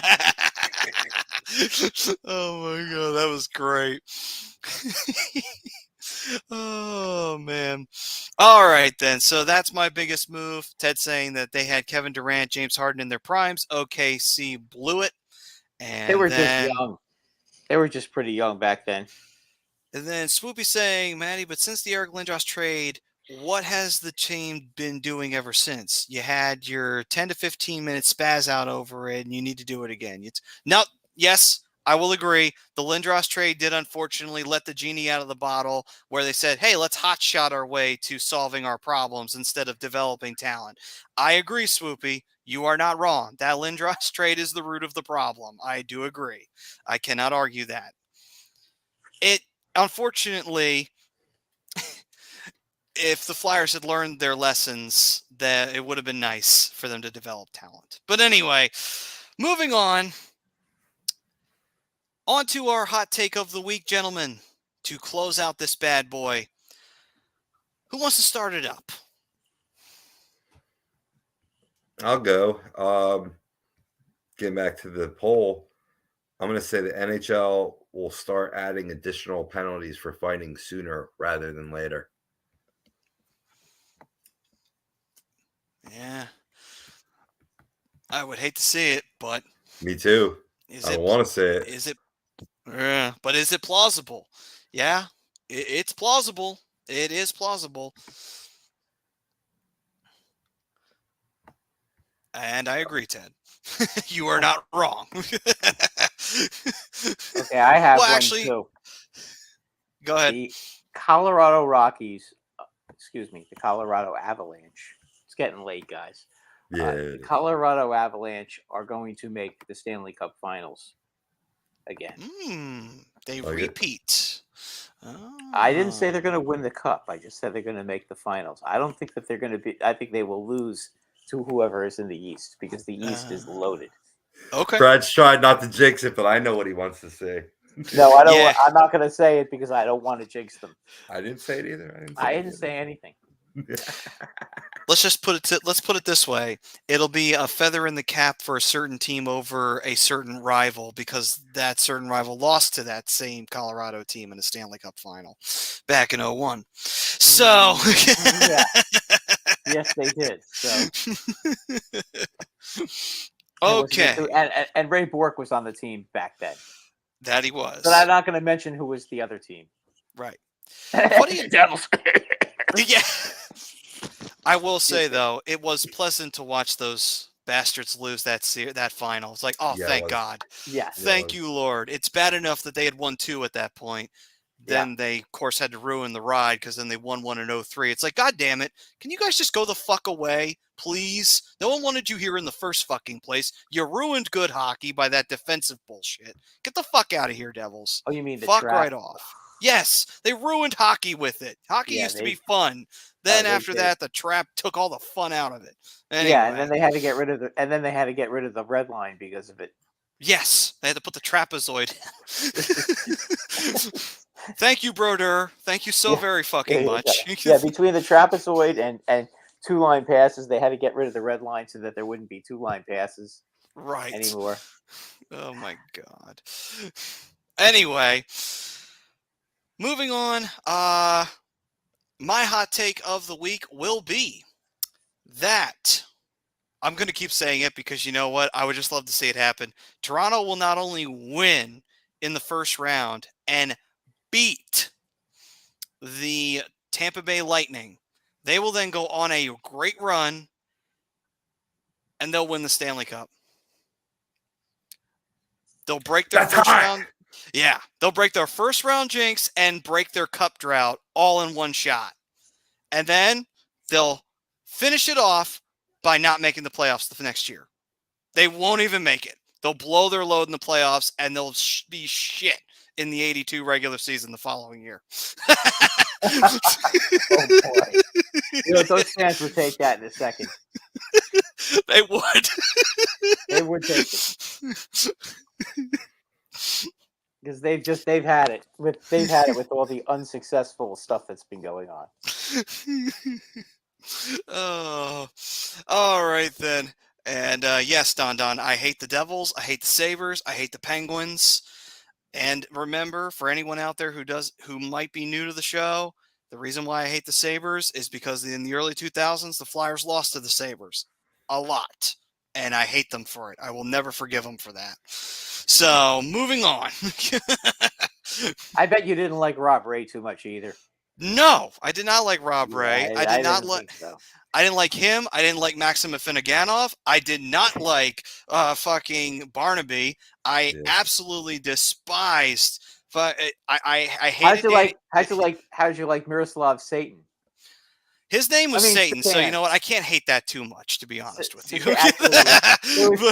It was Satan, but everybody used to call him Satan. Right, because he was Satan if he wasn't on your team. That's what it was. He was the player too. But I will say this, though. I also hated Danny B because, if you recall, Danny B scored an OT winner on the Flyers in one of those series. However, that all faded away come 2008 when we got Danny B. So there you go. It all worked out in the end. Anyway. How about Air McGillney? Oh, fucking McGillney. Hated McGillney too. He was afraid. Remember, he was afraid to fly. Yes. We used to call him Air McGillney. Right. Stu Barnes was a prick too, by the way. Fucking, I hated watching him play.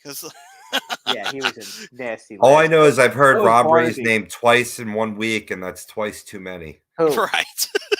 Rob Ray. Oh, right. Oh, man. The only Sabre I felt bad for was Shields because, boy, you talk about getting a shit sandwich. 97, you get out of the first round, Hasek's eliminated. Now you're just like, hey, guess who you got to face? You got to face the Legion of Doom line. Ha! Have fun with that, fucker. Yeah. Anyway. Yeah. All right, guys. That'll do it for this edition of the Hockey Happy Hour. We thank everybody for joining us once again. For everybody who is the regulars, of course, we thank you guys. And for everybody who was new to the show this week, thank you again. And, you guys are the lifeblood. You really are. We would not be able to do this without you. We love you guys very much.